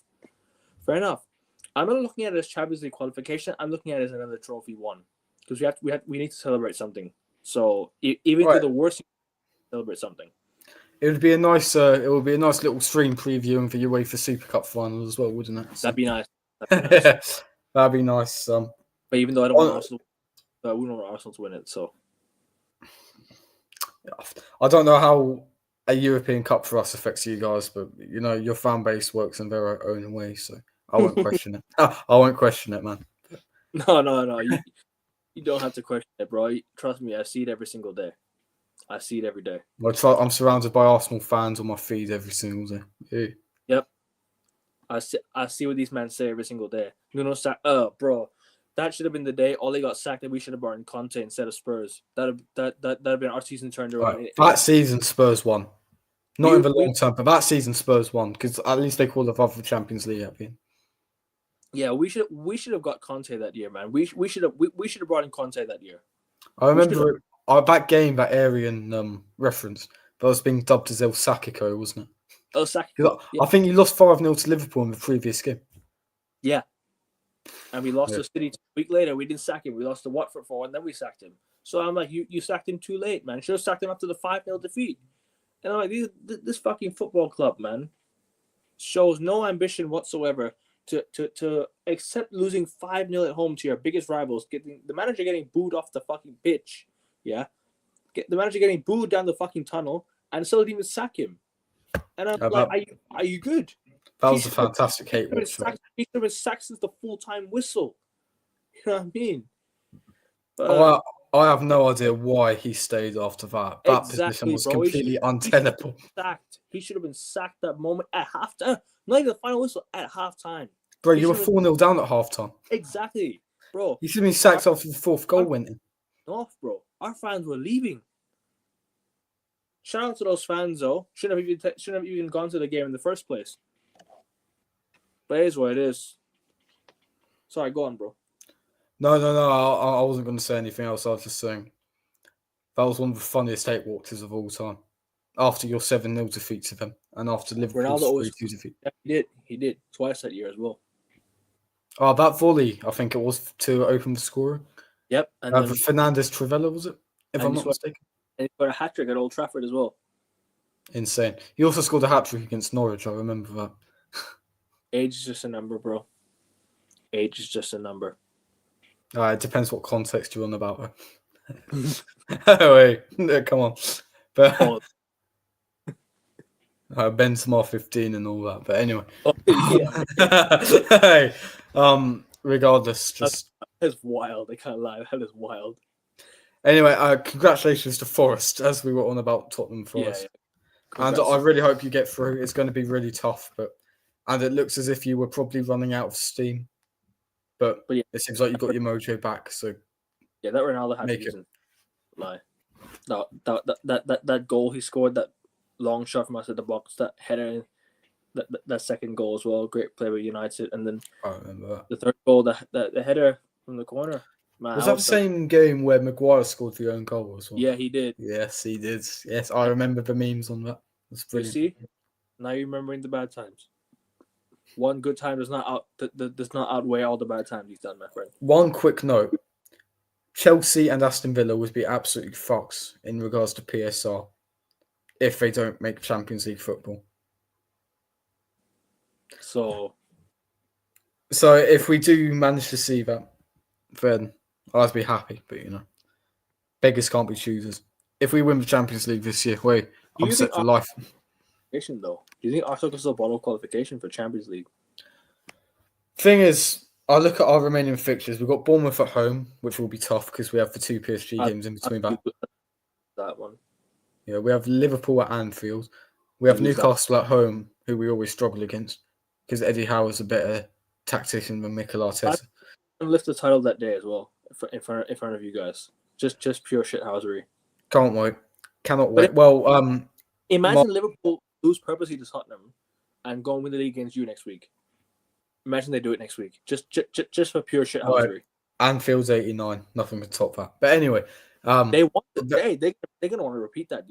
They're gonna want revenge. Liverpool gonna want revenge. They're gonna be like, do you know what, Spurs? I don't think those modern players would care about what happened in 1989. To be fair, I think Liverpool fans would care though, because Arsenal fans but 89. You say yap, but that was the biggest conclusion to English football history. I'm not saying yeah. Hey, I'm happy you guys did it. Ferguson was jumping about when we did it. Exactly what I wanted. Hey, listen, I love nothing but Liverpool losing, bro. Genuinely, and you love nothing but United and Tottenham losing. So, you want your rivals losing all the Don't time. forget Chelsea as well. Well, Chelsea to a lesser extent because Chelsea aren't my rivals. Chelsea. I have respect for Chelsea. I don't hate Chelsea like that. I actually feel bad for their fans in a way, because they don't deserve to be in the position that they are in terms of like the ownership and everything. Who's this again? Chelsea, the ownership situation. Todd Bowley, Clear Lake. Well, at the end of the day, I know I reiterate my same points, but it's what I said in the previous stream. I believe football is cyclical. Yeah. Football is cyclical. I think Chelsea, they had 20 unprecedented years of dominance in English football. And now they're going back to pre-Abramovich. A constant European team, but never winning the major trophies, the major honours. So, I think it's the natural evolution of Chelsea as a football club. I think they are going to struggle for the next few years. They are likely to win the Conference League, so fair play to them for that. That's another trophy in the cabinet. But, at the end of the day, who are they playing in the semi-finals? That tells you all you need to know. So yeah, they're making to the final easily, and they'll probably win. So they are gonna win the Conference League. But it's depressing, but true. They have Everton at home. Sorry, what were you saying? No. It's depressing that they're gonna win a trophy before us, most likely. But anyway, Chelsea, Everton. I think Everton will get a point out of that. I think it'll be a 1-1 draw. 2-1. And that's true, Arian. That's true. I think Chelsea win 2-1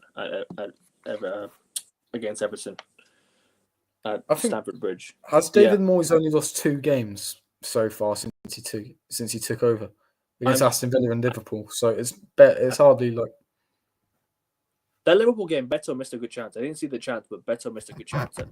Hit the post, scored a goal that was just offside. Funnily enough, and we're level on points with them. So, hey, the team we slapped 4-0 earlier this year, we're level on points with them. Who would have thought? Fair play, Ackerman. We're 7 points behind Crystal Palace. We are 8 points behind Brentford. We are 10 points behind Brighton. 10 points behind Fulham. And 11 points behind fucking Bournemouth. Ackerman, my club is second, and I can barely stomach the league table. I don't understand how you're looking at it right now. Oh, man. Chelsea are going to need to know.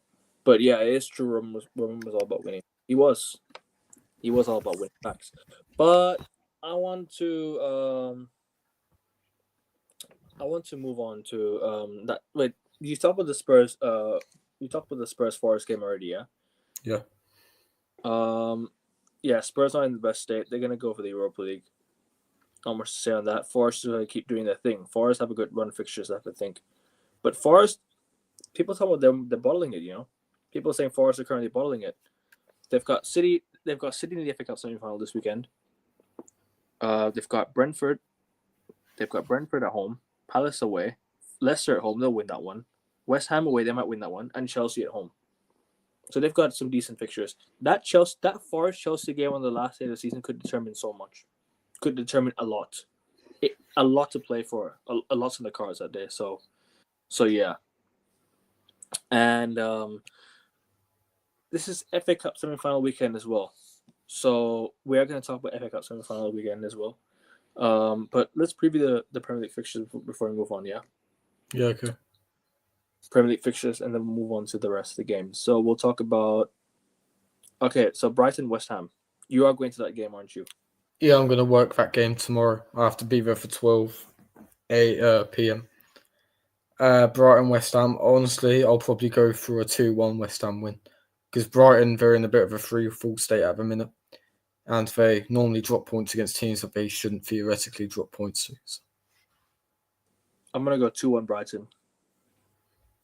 I hope so, because Brighton have been in a really bad turn of form. Then again, so have West Ham. So we will talk about this game actually as well. We will talk about this game. Just a quick preview in this game. Newcastle Ipswich 4-0 Newcastle, bounce back performance from them.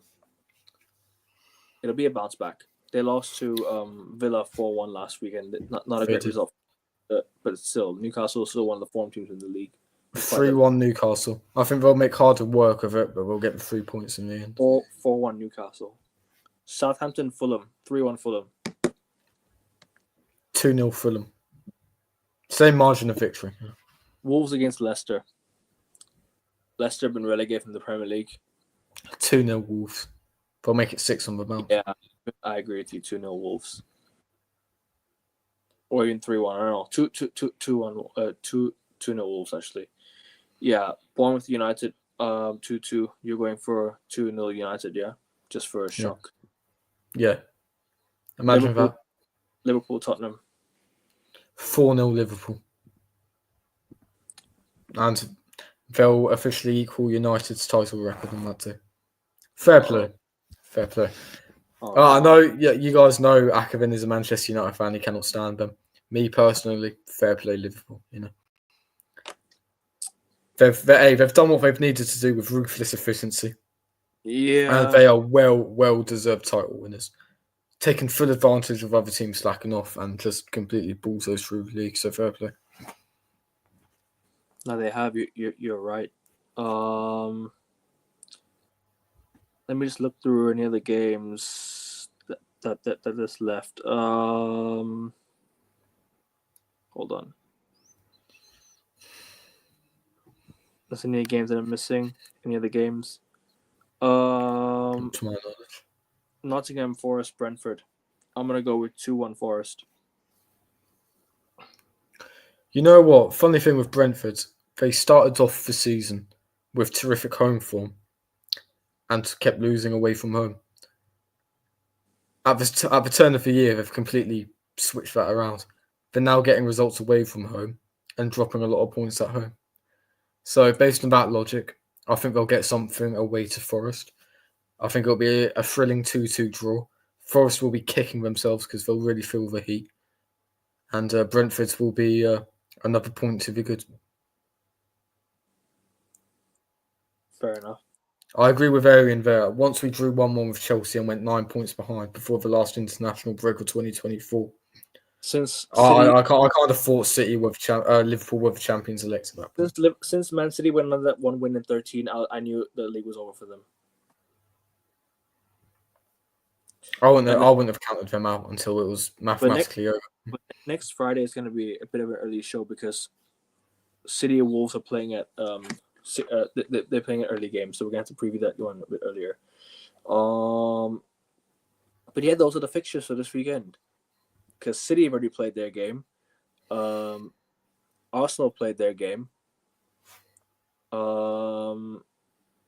And Forest have played their game too. Against Spurs. Against Spurs. So yeah. That's all we have for sorry, hold on. No. Forest haven't played their game yet. Forest that was still last weekend's game. It was just a Monday night game. But two teams already played their game for next weekend. So week 34 is done. Week 33 is done. Just a quick recap on that one last week. Let's see the results from last weekend. Ipswich, Arsenal. Chelsea beat Fulham 2-1. That was a big result for Chelsea. Massive result. Massive.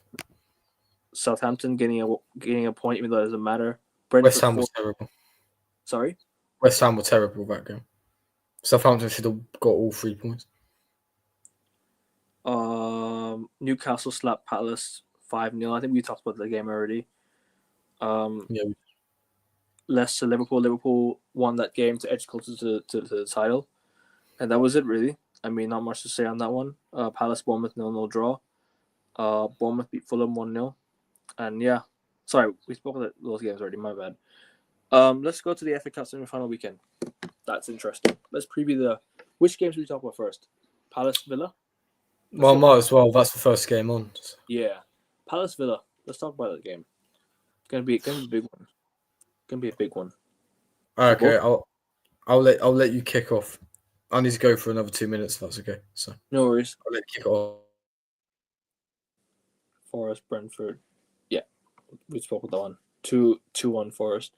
Villa, look, they've had a really good season. I think Villa have just been exceptional all around. 2 years Villa have qualified for Europe.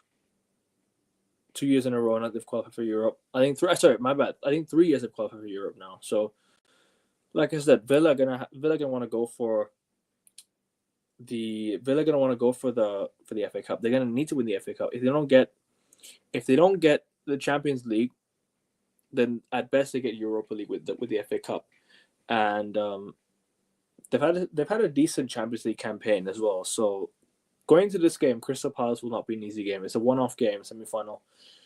It's an FA Cup game. You know the magic of the FA Cup. You know how good the FA Cup can be. Palace. The last time I think Palace done something significant in the FA Cup, I think was when 2016 when they faced us in the final, and then we beat them with 10 men. That was the last time Palace actually did something significant in the FA Cup or in any cup. They need to go win this FA Cup. Palace need to try and win this FA Cup because people gassed up Glasner and his team. Yeah, people gassed up their team. They gassed up Elise. They gassed up Eze and Anderson and I don't know these guys, but they ended up selling Joachim Anderson. They ended up selling Michael Elise. So what happened to Crystal Palace? You know, it's the hype around these small teams. They don't do shit every single season. So, yeah, no. But then again, this game means a lot to them. So they're gonna want to go for it. Villa gonna want to go for it. It's gonna be end to end. But we'll see. I'll wait for Josh's prediction before I give mine.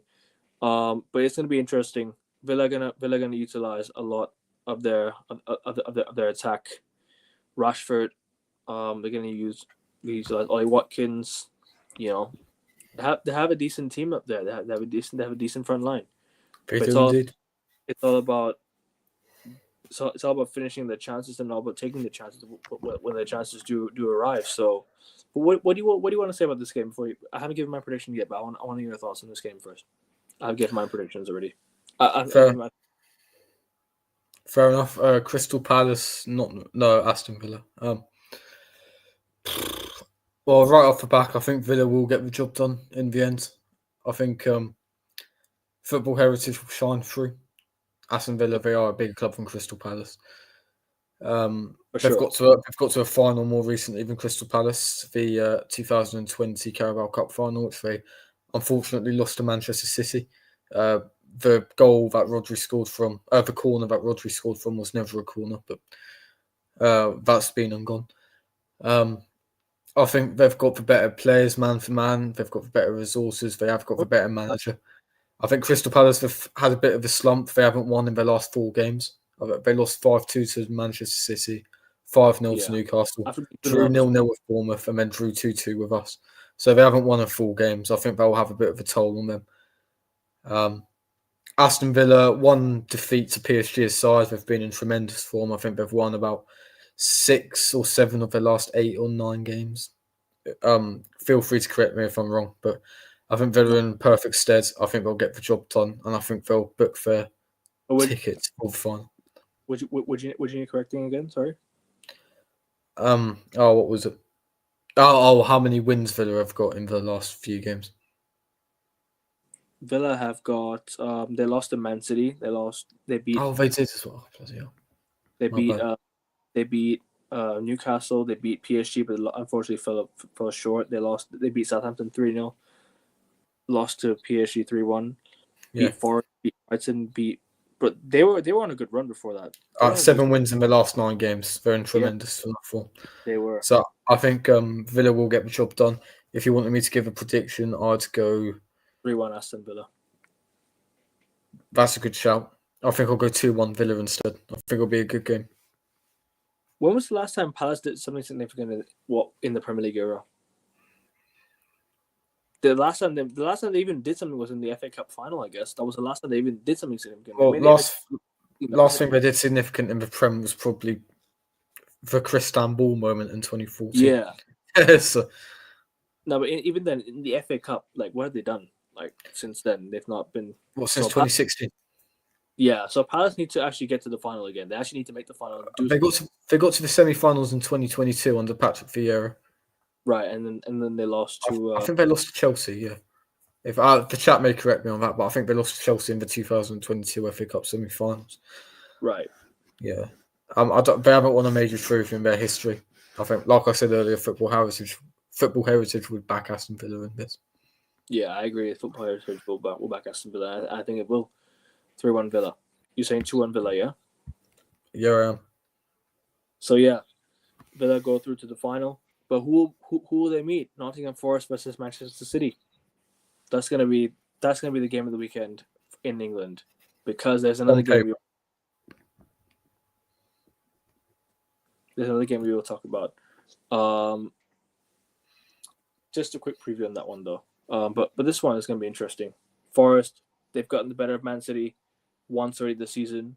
Lost to City at the Etihad, but then again, going to Wembley is going to be a totally different game. It will be a one-off game for both teams. You say they lost at the Etihad, but they won at the City ground. They did. So this could go anyway. Yeah, so I mentioned that they got the better of Man City once this season already. Oh, my bad. 1-0. So, yeah, Morgan Gibbs White with the goal. It's Hudson-Odoi, I think. Oh, sorry, Hudson-Odoi, my bad. Hudson-Odoi. Yeah, I was thinking that. Hudson-Odoi. Great goal. And Forest could make the final, you know. It could be Aston Villa Nottingham Forest FA Cup final. Classic old school football match.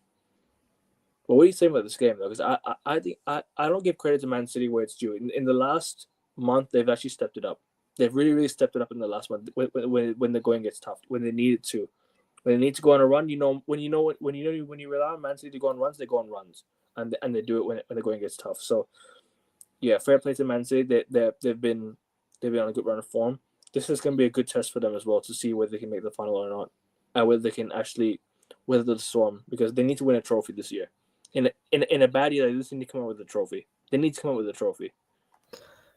Well, I said since they beat Bournemouth, I think Man City will go on to win the FA Cup. Just the fact that they've got Pep Guardiola, the fact that they have high standards, the fact that they have an ownership that's serious about winning, the fact that their main competitors aren't traditional Big Six clubs, so to speak. Yeah. I think this is essentially a tap-in for them. But then again, they said the same thing in 2013 after they beat Chelsea in the semis. And look what Wigan did for them. So it would be nice to see a repeat of that. But I do think City will go on to win the whole competition. If you want me to... I don't know. This is tough to call. I think Nottingham Forest, they're through to the semi-finals because they won their last 3 penalty shootouts in this competition. Trust me, I was there for one of them. I nearly got crushed by the away fans. So, I think Nottingham Forest, their luck does run out. I think City will prevail with a plucky, workman-like 2-0 victory. Probably 2 fairly late goals, 2 second-half goals to break the Nottingham Forest rear guard, and then a hit on the counter in the last few minutes to confirm their place in the final, where they will probably meet Aston Villa.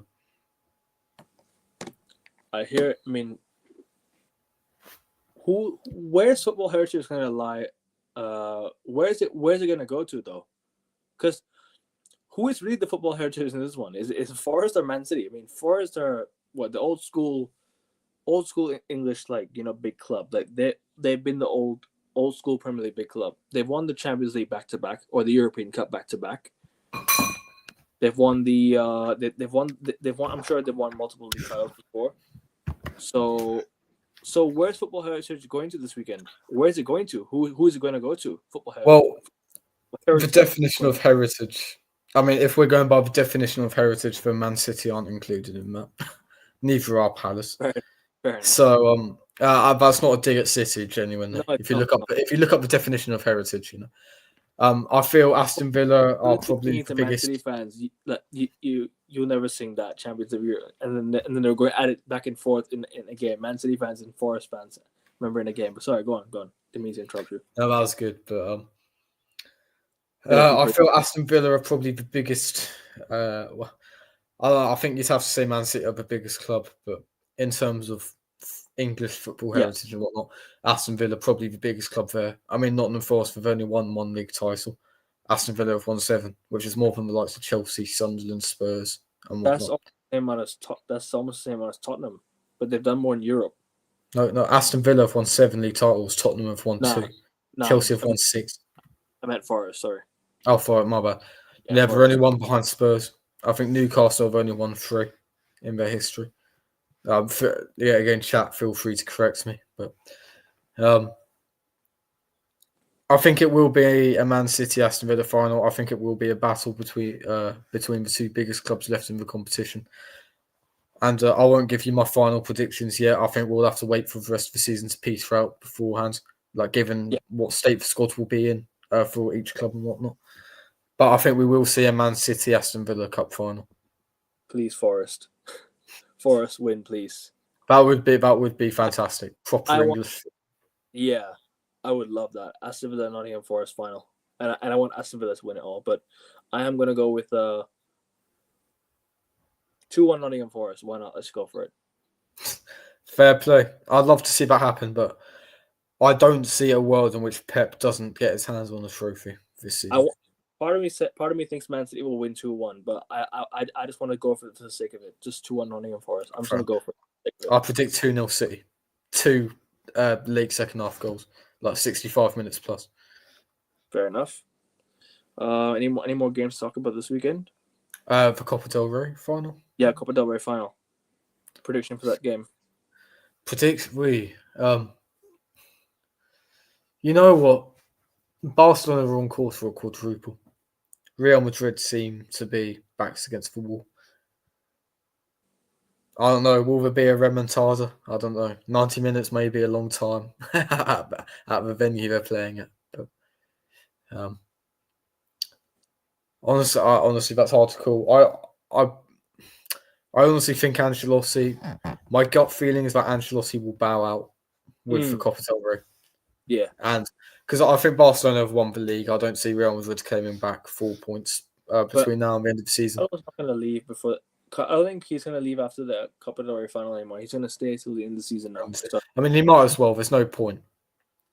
Yeah, unless he's confident of bringing Real Madrid to the title, unless he thinks he's capable of doing it, then I don't see a reason why he shouldn't stay. But I mean, if you go and win this Copa del Rey, you play Barca again 2 weeks later, beat them, and you're 1 point behind them all of a sudden, right? And then the league title's all of a sudden open. It's a 4-point gap. Real Madrid won against Bilbao.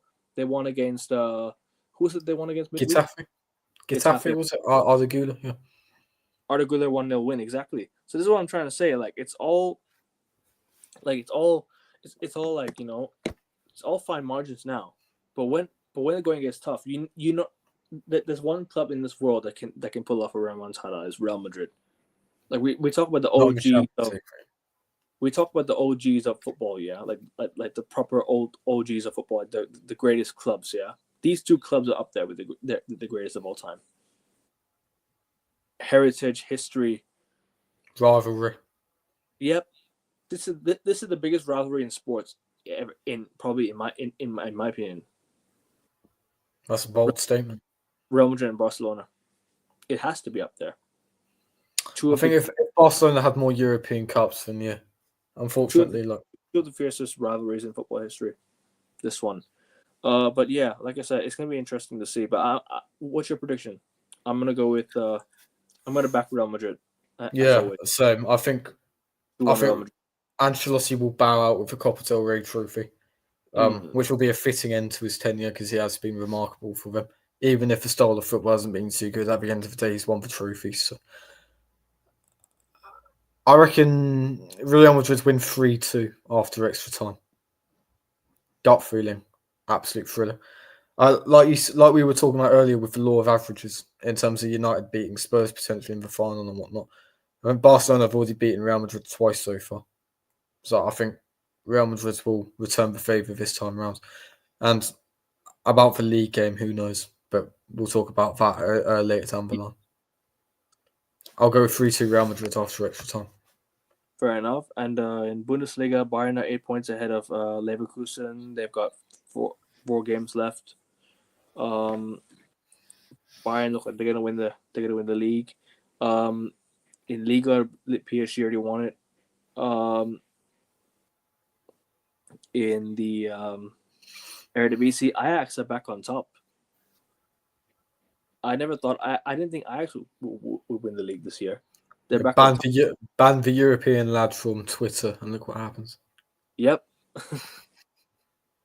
But just a quick update on the on the clubs that have come up. Leeds United and Burnley have officially come up to the Premier League this year. Sheffield United, obviously with the 2 points deduction, they've made the playoffs. Sunderland are in the playoffs at the moment, so they've qualified for the playoffs. Bristol City are in the playoff as things stand. Coventry are in the playoffs as things stand. Middlesbrough are 3 points behind with a better goal difference. Millwall as well. I think Millwall are in for a shot. Blackburn still have a shout, but I don't see it. No. They're 4 points off. So Millwall, Middlesbrough, and Coventry are still in it. Unless Coventry lose and Blackburn win, and Middlesbrough and Millwall end up dropping points, there's a good chance that Blackburn can still make the playoffs. So it's still within the shout. But Leeds United and Burnley have come up next season. Okay. Those games are going to be interesting next year. One thing I will say, I feel my gut feeling is that out of the 3 teams that do get promoted, so that is Leeds, Burnley, and whoever comes up with the playoffs, whether it is Sheffield United or Sunderland or Bristol City, I think Leeds have the better chance of staying up. Personally, yeah, I actually think Sunderland will stay up as well. I think Sunderland have a good chance to stay up as well in the Premier League, because Sunderland are one of those teams that they know that their biggest rivals are in the Premier League. They're gonna want to stay up. They know that they're so far behind their rivals that Newcastle they need to do something to catch up, and it's gonna be a long way to go. But Sunderland needs to stay in the Premier League. I love time-wear derbies. Sunderland needs to stay in the Premier. I'd love to see Sunderland in the Prem. I'd love to see Bristol City in the Prem. They haven't been in England as well after that 3-3 draw against United in that semi-final last year. They have Bristol City. They haven't been in England's top division since 1980, so it's about time they came up. Yeah, I do feel like out of the 3 teams that do get promoted, Leeds will have a better chance of staying up. I agree. And if I'm not mistaken, the chat may correct me. I think that Leeds have the highest wage bill of the Championship, which would indicate better players. So, judging by that, they should have the players available to stay up. I think Elland Road will be a raucous. I think Elland Road will be a massive advantage. You know how vocal Leeds fans are. You know how tough it is down Elland Road. Well, I should say up Elland Road. Arsenal and London and whatnot. But, yeah. I don't know. I just think Leeds. If you held a gun to my head and say, which team out of the 3 promoted teams do you predict will come up and stay up, I'd go with Leeds. With Leeds. I don't know if you have your own reasons for it, but no, I hear you. I hear you with Leeds. Who do you think wins the Championship though? Leeds or Burnley? They're both. I think Leeds will do the job. I mean, they have got a tendency to bottle it, but I think they'll get the job done. To be honest, I saw they were 5-0 up against Stoke at half time at the weekend. So I would love that. I would love Leeds to bottle it. Well, they're up anyway, so get ready for it again. I don't know. Thoughts on Burnley? I mean, they've got the best. I think they've only conceded 15 goals, if I'm not mistaken. Hold on, where? Leeds are playing Plymouth Argyle on the last day of the season. Have Burnley only conceded 15 goals in the Championship? Not so sure. Okay, well, I'll look it up. But Burnley's defense has been impenetrable. Leeds have conceded 29 goals. Burnley have conceded the least amount of goals. Yeah, and Leeds scored 89 goals. Did you see Daniel Farke is potentially going to get sacked before he even manages Leeds in the Prem? No idea. Yeah, apparently he is, because Daniel Farke's been in the Prem with Norwich twice and got them relegated twice, essentially. So. And by the way, won't be a bad decision. Sheffield United are playing right now against Stoke. Yep. And Stoke City are literally now they survived already. They pretty much survived. Pretty much. They're gonna stay up. But also like both, you know what's funny? Both these teams could actually get 100 points. Very good. Both this would be the craziest second place finish ever. This would be like a second place team that gets 100 points. This would be the most ever. And I think Burnley got 100 points last time they came out to the Prem as well. I think they did. And Burnley this season have only conceded 15 goals in the Prem. I don't know if you saw Akoven, but at one point during the season, I think they went 13 or 14 straight games with a clean sheet. So Scott Parker's built a really solid defensive unit there. We've seen Scott Parker in the Prem before. We've seen Daniel Farke in the Prem before. and neither of them have performed very well. So for that reasoning and the fact that Leeds and Burnley have been in the Premier League for the last few seasons, I hope Bristol or a Sunderland do come up. I think if Burnley, I know when Fulham came up in 2020, Scott Parker wanted to play a more exciting brand of football, but that didn't work. I think if he sticks with what he's done this season, a more solid defensive outfit that's capable of grinding out results each and every week, Burnley will have a really good chance of staying up. And at the end of the day, we don't know who's going to get promoted via the playoffs, but I hope it's a team that we haven't seen in a long time, whether that be a Bristol, whether that be a Sunderland, or whether that be a Blackburn, whoever it may be. I'd like to see Millwall in the Prem. That'd be fun. Millwall will be hilarious. Can't lie. Well, not for me when they come down the Amex, but can't wait for that. Scottish League's pretty much done. Well, Celtic won that about 20 games ago. Yeah, they've pretty much done it. Serie A, interesting title race down the wire. Both level on points. Inter 13 goals better than Napoli. Atalanta are 7 points off. Not pretty much out of it. They're pretty much out of that. But who do you win the Serie A? This is gonna be interesting. All right, I go Napoli. I go Napoli. Yeah, Scott McTominay masterclass. How about that? It's not about Scott McTominay. I don't want Inter to win the league because you know why. AC Milan. Tell me. Speaking of AC, they've made the final of the Coppa Italia. I was going to mention that. I think they beat Inter 3-0. 3-0. Good win. 4-1 on aggregate. Jovic scoring 2 goals. I don't know where the heck he's been. And Tijani Rangers. Paulo Fonseca sacked, and they hired Conceição, right? He's now won them a trophy, and if he wins them this trophy again, he's won the cup double. I saw. Didn't he say in the press that he doesn't feel appreciated by the AC Milan board? As well, Lampard managing Coventry, and then he left to Chelsea straight afterwards. No, so he should have stayed. He should have stayed with Derby, in my opinion, last time. Well, I mean, he did have the likes of Mason Mount and Fikayo Tomori playing there. I mean, that did help the promotion push a bit. AC Milan doing well in the cups this year. Yeah, they have.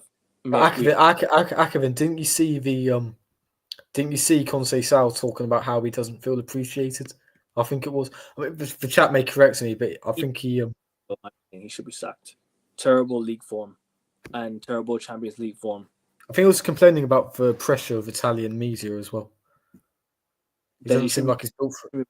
Win the cup and get sacked. Don't care. Go. He has to win the cup. He's playing Bologna in the final. If he doesn't win this cup, it's embarrassing. This is embarrassing. He doesn't win the cup. This is Milan's best chance to win the cup double after so long, and they need to win it.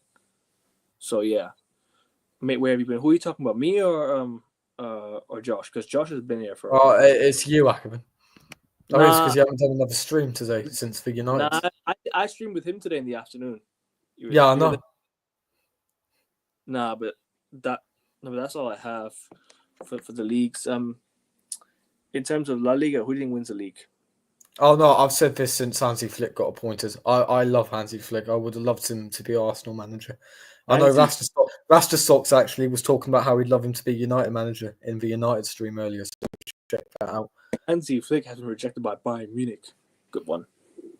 But yeah, I said since Hansi Flick got appointed, I think Barcelona do win it in the end. And if Lamau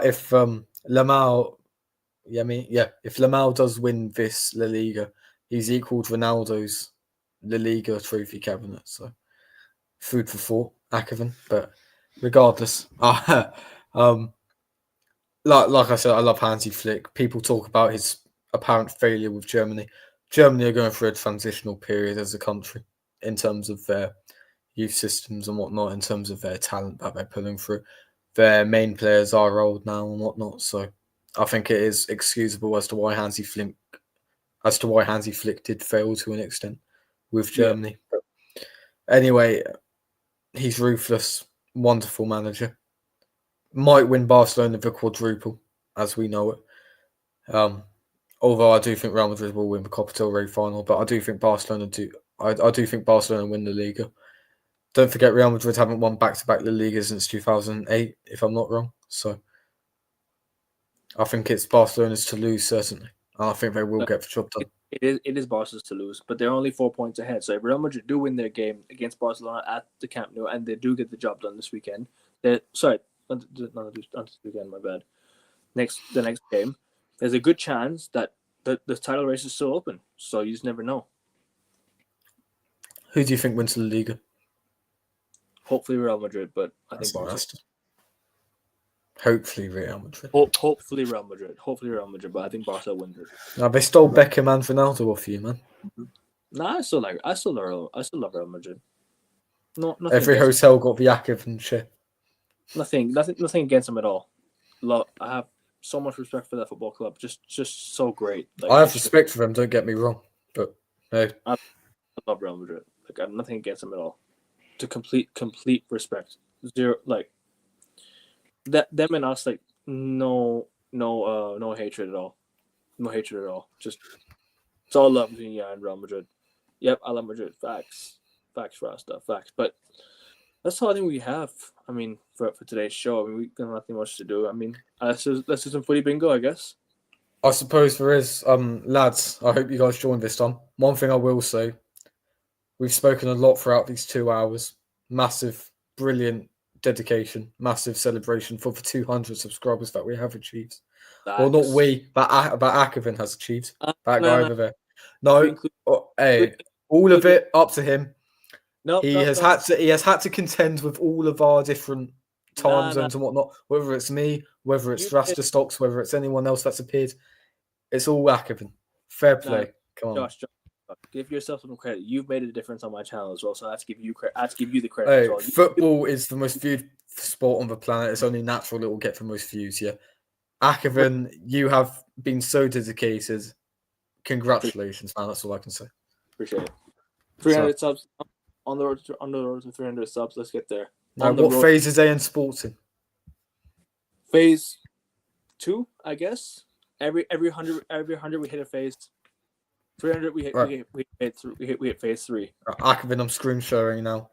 I reckon we could get a lot more people in this time. I'm sharing. I hope so, man. I hope so, because a lot of people are viewing the channel. Yeah, come on, Rasta. I want you in here as well. Yeah, let's go, man. Footy bingo. We are back. We are back. Back with footy bingo. Join, lads. Come on. Come on, lads. Make it a football bingo journey to be proud of, guys. Go on. I love that. Oh, and Arteta, you better fucking make it a Champions League journey to be proud. It has to. And Sports Win Trophy for Arteta. Hey, listen, give me that plaque. I'm waiting for that plaque. You guys need to subscribe, man. If you want to see that plaque in my room, I need to subscribe. Oh, let's get to it. That won't be Akoven's plaque. That will be our plaque. Us and the viewers. Come on. Yes, come on. But the plaque will be because of you guys. So make sure you guys are always love, man. Second, that word is boring. Fight, support, respect. That's all every club needs. Stay awesome. Hey, big up, bro. Big up, man. Respect. Fair play, Timothy. I love your optimism. It will happen. Yeah.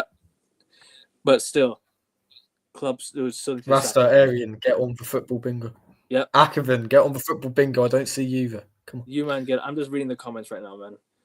To get the comments up. Sorry. Football brings together. Listen, football brings people together as always. Yeah. But It's a beautiful game for a reason. But one thing that it does bring together, yeah, is respect amongst fans who watch together despite them supporting different clubs and being rivals. Rivalry is still there, but respect that people have for each other is good because of football. Send a link to me. It's here, bro. Just scan the QR code. It's on the screen. Yeah, just go on football bingo for website and then type up that room code. And you'll be I hope this happens soon. But like I said, people, like, I just want to thank you for being a part of this journey, because without you guys, I wouldn't get to where I am today. So it's all because of you guys. I'm at 212 subs at the moment. But lads, the goal is honestly, we're gonna keep on going. We're gonna keep on pushing. We keep on going. So 300 subs is the next goal. Let's get to 250. The dedication that Akavan puts towards this channel for us and for you guys is absolutely incredible. So please subscribe. Yeah, and please show subscribe. support.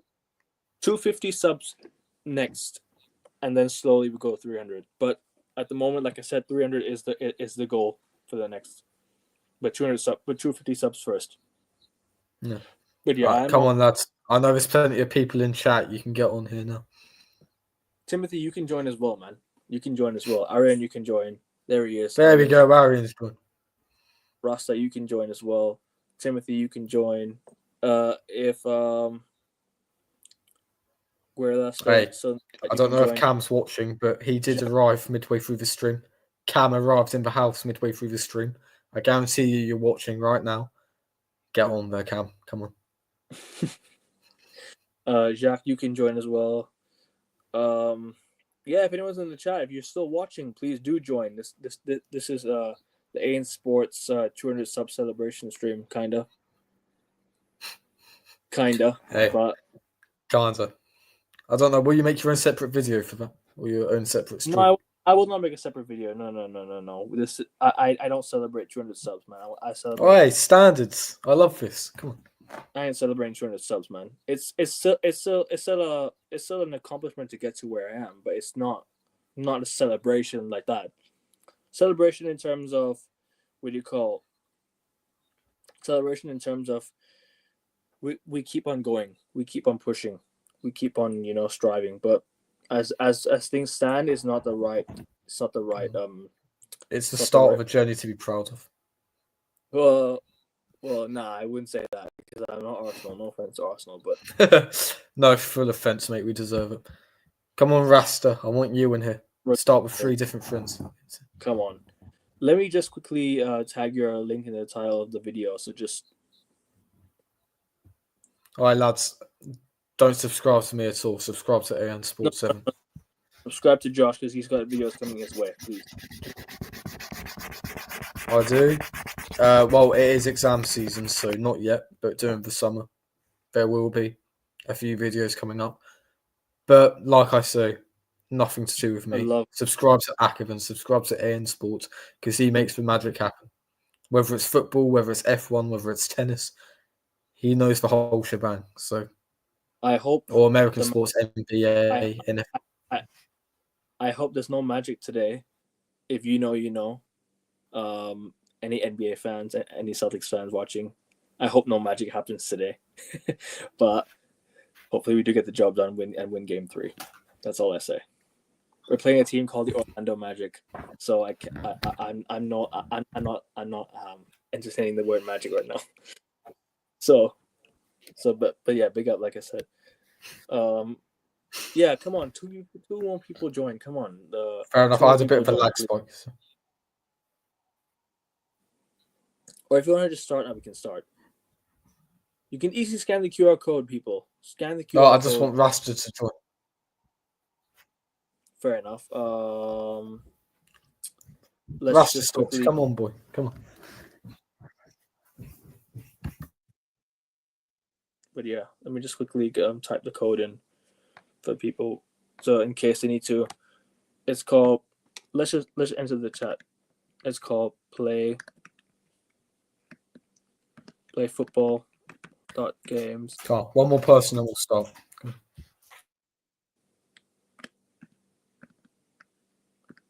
The code is this is the website here, and the code is XC9MD. Football bingo. Come on, one more person. Come on. We can do it, boys. Come on. We've got over 210 subs. Here it is.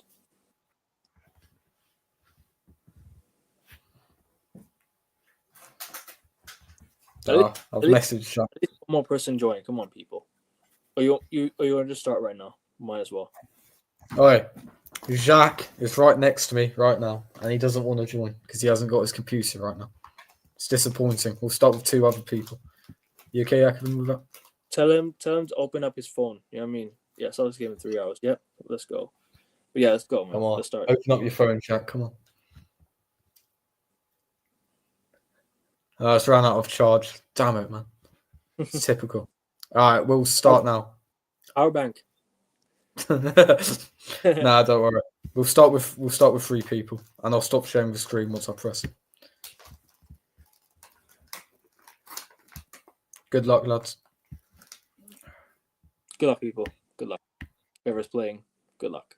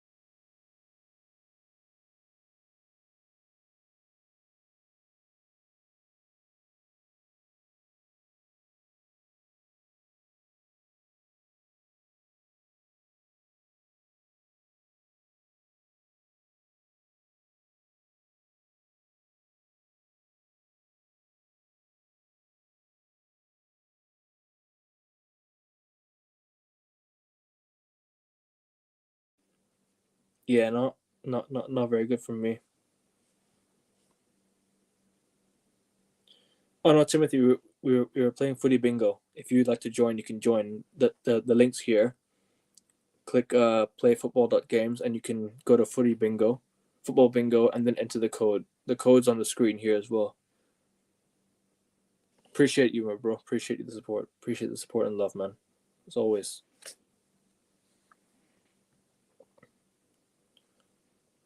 No worries, man. Take care, bro. Take care.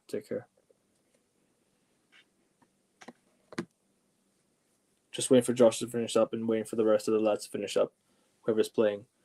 But yeah, that's didn't do well. Got 39 points.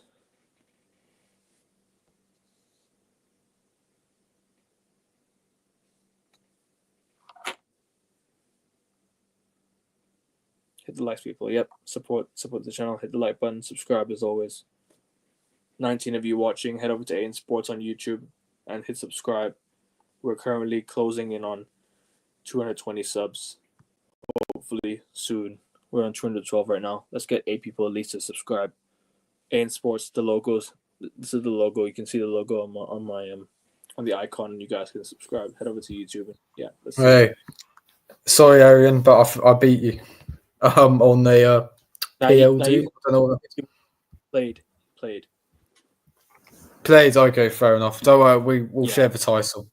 No, North London forever and whatnot, or together. Anyway. I got 3 wrong, but hey, listen. I got 2 wrong. That's the difference. Those are the fine margins, Zachary. Come on. No, it is fine margin. You're right, but we are improving as well. Improving. There we go. Do you want one more game, or do you want to stop that? No, I don't think he's ever played for Villa. No, he hasn't played for Villa. It's just Tottenham and Liverpool. That's it. That's all. Spurs, Liverpool, Leeds. And he played in the MLS as well, I think. I'm not mistaken. He did indeed.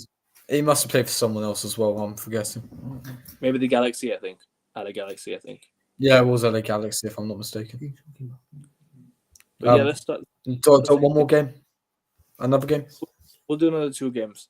Why not? 2 games. I think Robbie Keane played for Celtic as well. He's what? He's Irish? He is Irish, yeah. Yeah. But anyways, global or English league? I think we'll do global. Oh crap. Okay, man. Oh really? He did. I just need to go back because this thing is bugging up. Wow. He's playing on a short-term deal for Villa. Okay, fair enough. Short long-term deal. Fair enough. On a short. Robbie Keane played for Villa. I didn't know that. Apparently here he played on a short-term loan deal in January in 2012, but I don't think it counts. I don't know if he how many games he played. But global or English league? Global. What are you saying? Okay. Global. Last one will be English league. I'm gonna share. I'm gonna share the screen now. Do you want to do English? Hopefully, the likes of Cam and Jacques will be on. No, I did global. Come on, lads. Come on, lads. Let's get 4 people in. Come on. I want to play with 3 friends. The code is on the screen, people. Make sure you guys are clicking join. This is the website. There we go. Whack everything in there straight away. I like that. There's the code. This is not the code. This is the website. And the website. Code's on the screen.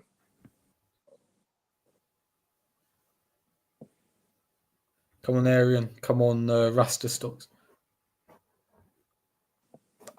I think I've convinced Jacques to join eventually as well. So we'll hopefully he'll come in.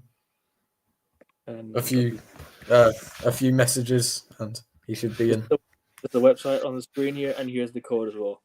And it's called Online Football Bingo.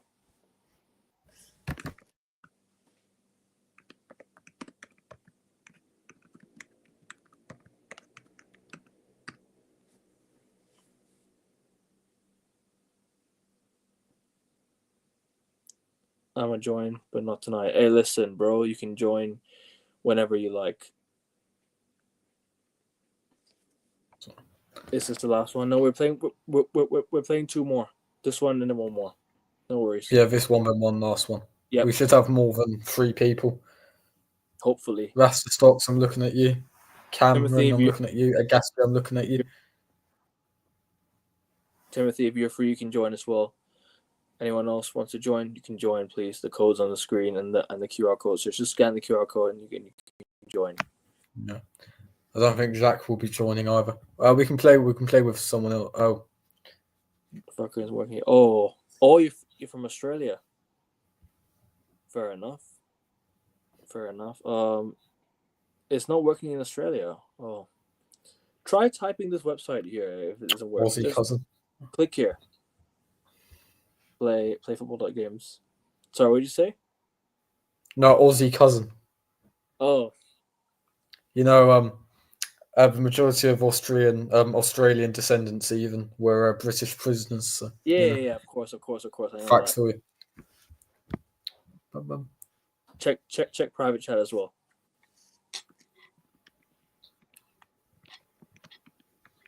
Don't worry. I'll give it 2 more minutes. What do you mean by that, Akram? You know, if you know, you know. Hey, I wouldn't say that, man. Not right now. Yeah, you guys are cousins. Yeah, but There we go, Timmy. Love you, broski. Don't worry, hey, I've got connections, all right? My dad used to live in Australia. He tried to find the set of neighbours, but ended up going the wrong way on the coach. Yeah. Oh, one more person, lads. Come on. Shout out to your dad every time, bro. Shout out to him. Hope he's well. Yeah, shout out to father. Hope he's well. But yeah, the poor guy. He was in the coach for about 2 hours, and he went up to the driver and he was like, "Where's the set of Neighbours?" Or like, "Where was Neighbours filmed?" I was like, "Oh, sorry, mate. You got to go down, mate." A lot of British people live in Australia as well. Mate, I've got a mate who lives in Australia. I don't know if you know this British comedian. She lives in Australia. Kate Dolan. Rings a bell, but I don't think I could picture her at the minute. But yeah, I'll give it 20 more seconds, then we'll start the game again. I think we might as well start now, honestly. Don't worry, I'll give it 15 seconds. I have faith in my Aussie brother and Rasta Stocks to get in there. Nah, Rasa's not free. Rasa's not going to join, but we can start now. Don't have 4 more seconds. Augustia, why don't you join, man? Bing.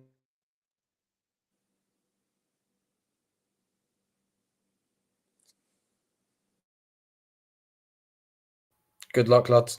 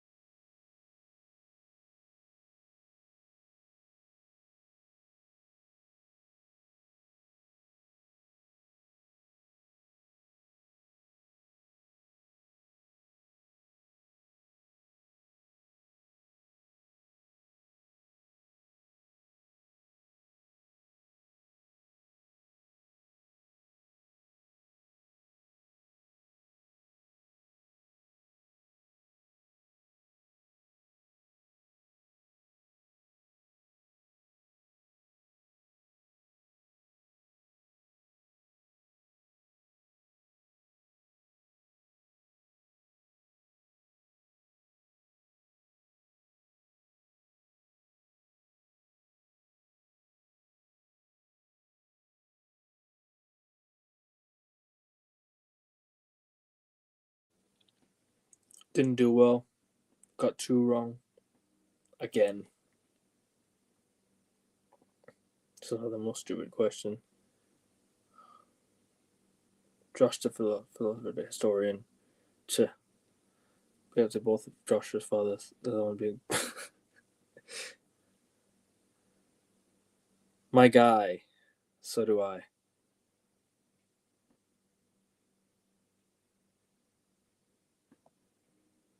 To answer your question, Timothy, I ain't gonna bring it up. God knows. I ain't gonna bring it up, but God knows.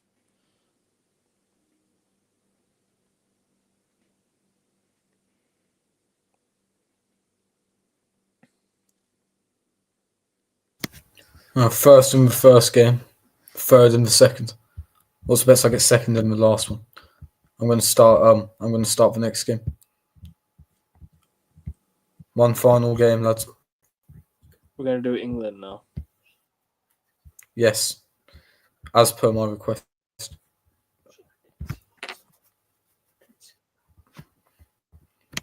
English League should be a bit more simple for me. I don't know about the viewers, but you know. Right, I'm going to share the screen now.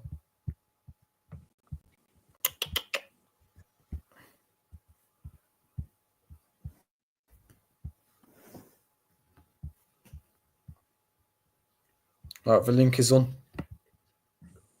Let's go. UKF. It's on the screen, lads. Come on, let's get joining. Come on.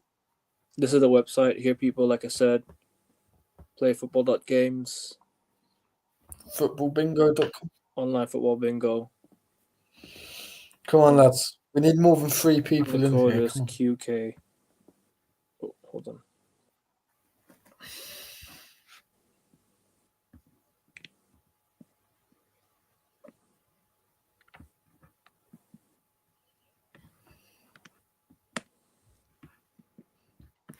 Come on, lads. One final push.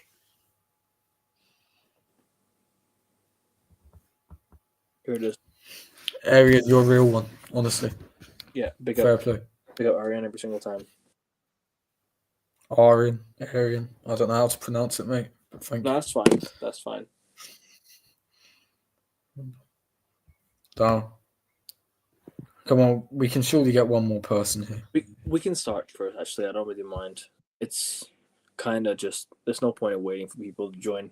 No one's going to join. Unfortunately, that's the case. But Fair enough. English League Yeah, this if- time. Good luck, lads. you guys ever do come across the stream and the link's still available, you know, you might as well. You might as well, lads. But anyway, we're going to start again. Sorry now, yeah? One last time. Good luck, lads.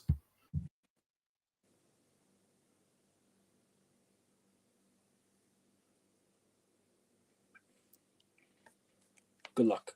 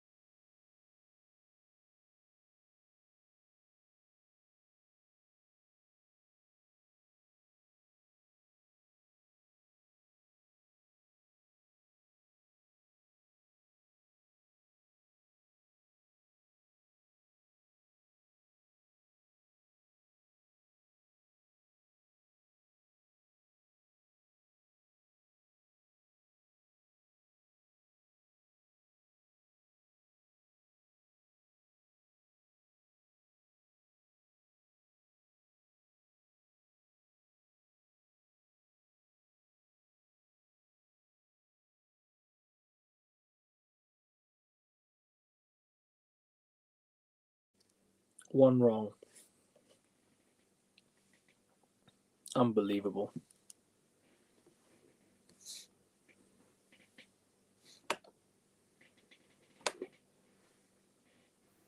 Akron, you wouldn't believe it. I got one wrong as well. I, But I I think just, I didn't get who was Westwood play. Did Westwood play for West Ham? Did Westwood play for West Ham? I don't think he did. No, he didn't. Oh man, because I was so Don't worry. close. Adam Johnson came up and I couldn't. Yeah. I don't know. I lost composure. Yeah, him came up as well. I was like, what the hell? I think. Wait, what did I get wrong?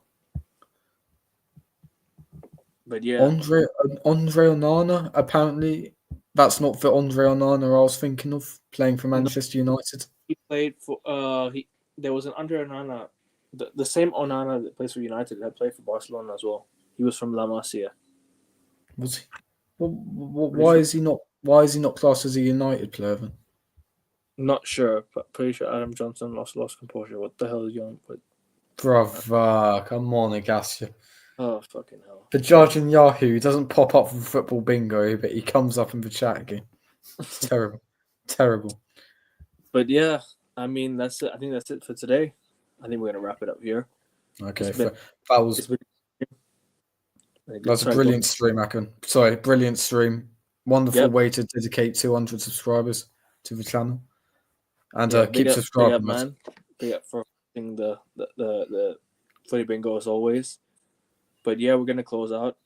Not much to to discuss now. I mean, just footy weekend's gonna happen. It's gonna be interesting games on the weekends. So hopefully, we can recap it on Monday. And also, don't forget next Thursday and next Wednesday and Thursday is gonna be our biggest games of the season. So we are gonna be here to preview. It's Tuesday for us. Tuesday, and then for us it's on Thursday. So we're gonna be here to preview that. Make sure you guys subscribe. We are so close to 220 subs. Let's get there, or 215 subs before the end of today. 19 of you watching, head over to YouTube. This is the channel right here, AN Sports on YouTube. Go to the channel, hit subscribe, and this guy's funny. This guy's hilarious. But yeah, Cool. we're gonna close out here. Sorry, go on. Yeah. So I was about to say the growth from this channel has been absolutely insane. I think you said when I first came on here, we weren't even at 100 subs. Now you've managed to reach over 200. Yep. Fair play, I can keep grinding, keep doing what you're doing. You're next, Fantastic. man. You're next, man. You're gonna get 200 in no time. No. Honestly, Ackerman, I am completely irrelevant to this. Subscribe to AN Sports 7, please do. None of this like, oh, we rise Josh together shit. Go to him. Nah. Don't listen to him. Don't listen to Josh. He's not irrelevant. Okay, you're the reason why my channel is relevant. It's relevant. Hey, there's a lot more people contributing to this than me. Trust me. You're the reason why my channel is relevant, and you're gonna be relevant soon as well with your channel. So you need to start uploading, and when you start uploading your first video, make sure everyone you're there to support and subscribe. So his links in the title. Still go subscribe, and don't worry, he's gonna have some videos coming his way soon. Subscribe to AN Sports 7. That is the be all and end all. Subscribe, like, share. So show support any way you want to. Just We are at the business. keep Ackerman going, man. Because he dedicates so much to this. He has to work around my time zone, and it's not my channel. Come on. Hey, listen, my time zone is fucking. I don't care about my time zone. I care about everyone else's time zone. You know what I mean? See, dedication, lads. That's why you subscribe to him. Come on. Yeah, big up to. Hey, listen, my guy primed in the chat. Cut out in 200. Hey, There we go, bro. Prime. And road to 200 million. Hey, 200 million is, oh, bro, that only one man like myself can dream. But we are working towards that goal. You know, we're step by step. We are gonna be. We are getting close.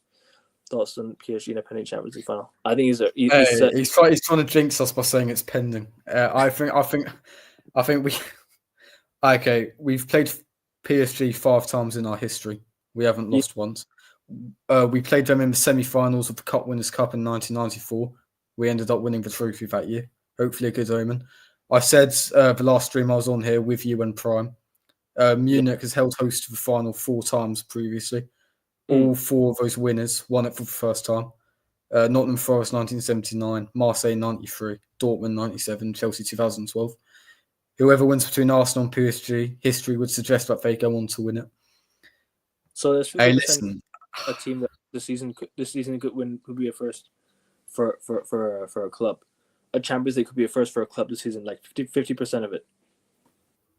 I know, but I think I don't know. I don't want to count my chickens. I'll just wait until the games to come. But I think we can beat PSG. And I feel out of the three teams left in the competition, Inter would cause the biggest threat for us.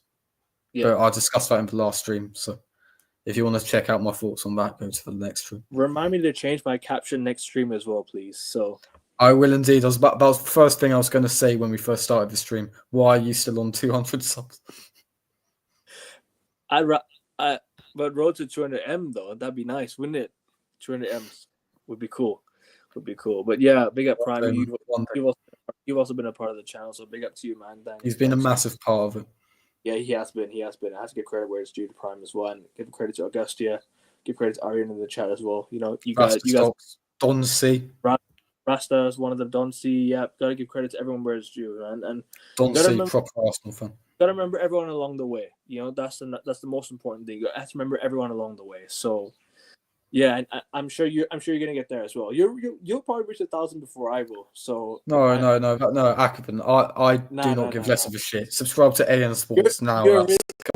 You're very, very talented, bro, and that's what I can tell you right now. You are enough of the glazing, man. We need to end the stream. I'm starting to blush. Yes, you do get all the. You've been there for 70% of the streams. Fair play. Prime. It's always brilliant when you're on, man. I want you on next. Just another trophy for you guys. Spurs need it. That's what I said. He's an Arsenal fan. And I'm a United fan, Timothy. But big up to you, bro. Big up to you, and yeah, much love to everyone in the chat. Make sure you guys are liking and subscribing. Like I said, get me to 215 subs by the end of today. And yeah, we're out. Take care. Subscribe to AN Sports, and Arteta, please deliver that Champions League trophy.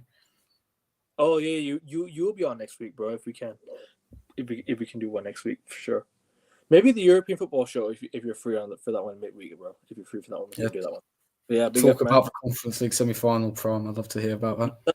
No, because you know the other conference, the other side of the bracket is gonna be interesting as well. Fiorentina and Betis gonna be an interesting game, so we'll see about that one. So yeah, but yeah, we're out, people. Take care, like, share, and subscribe. We're out. And peace.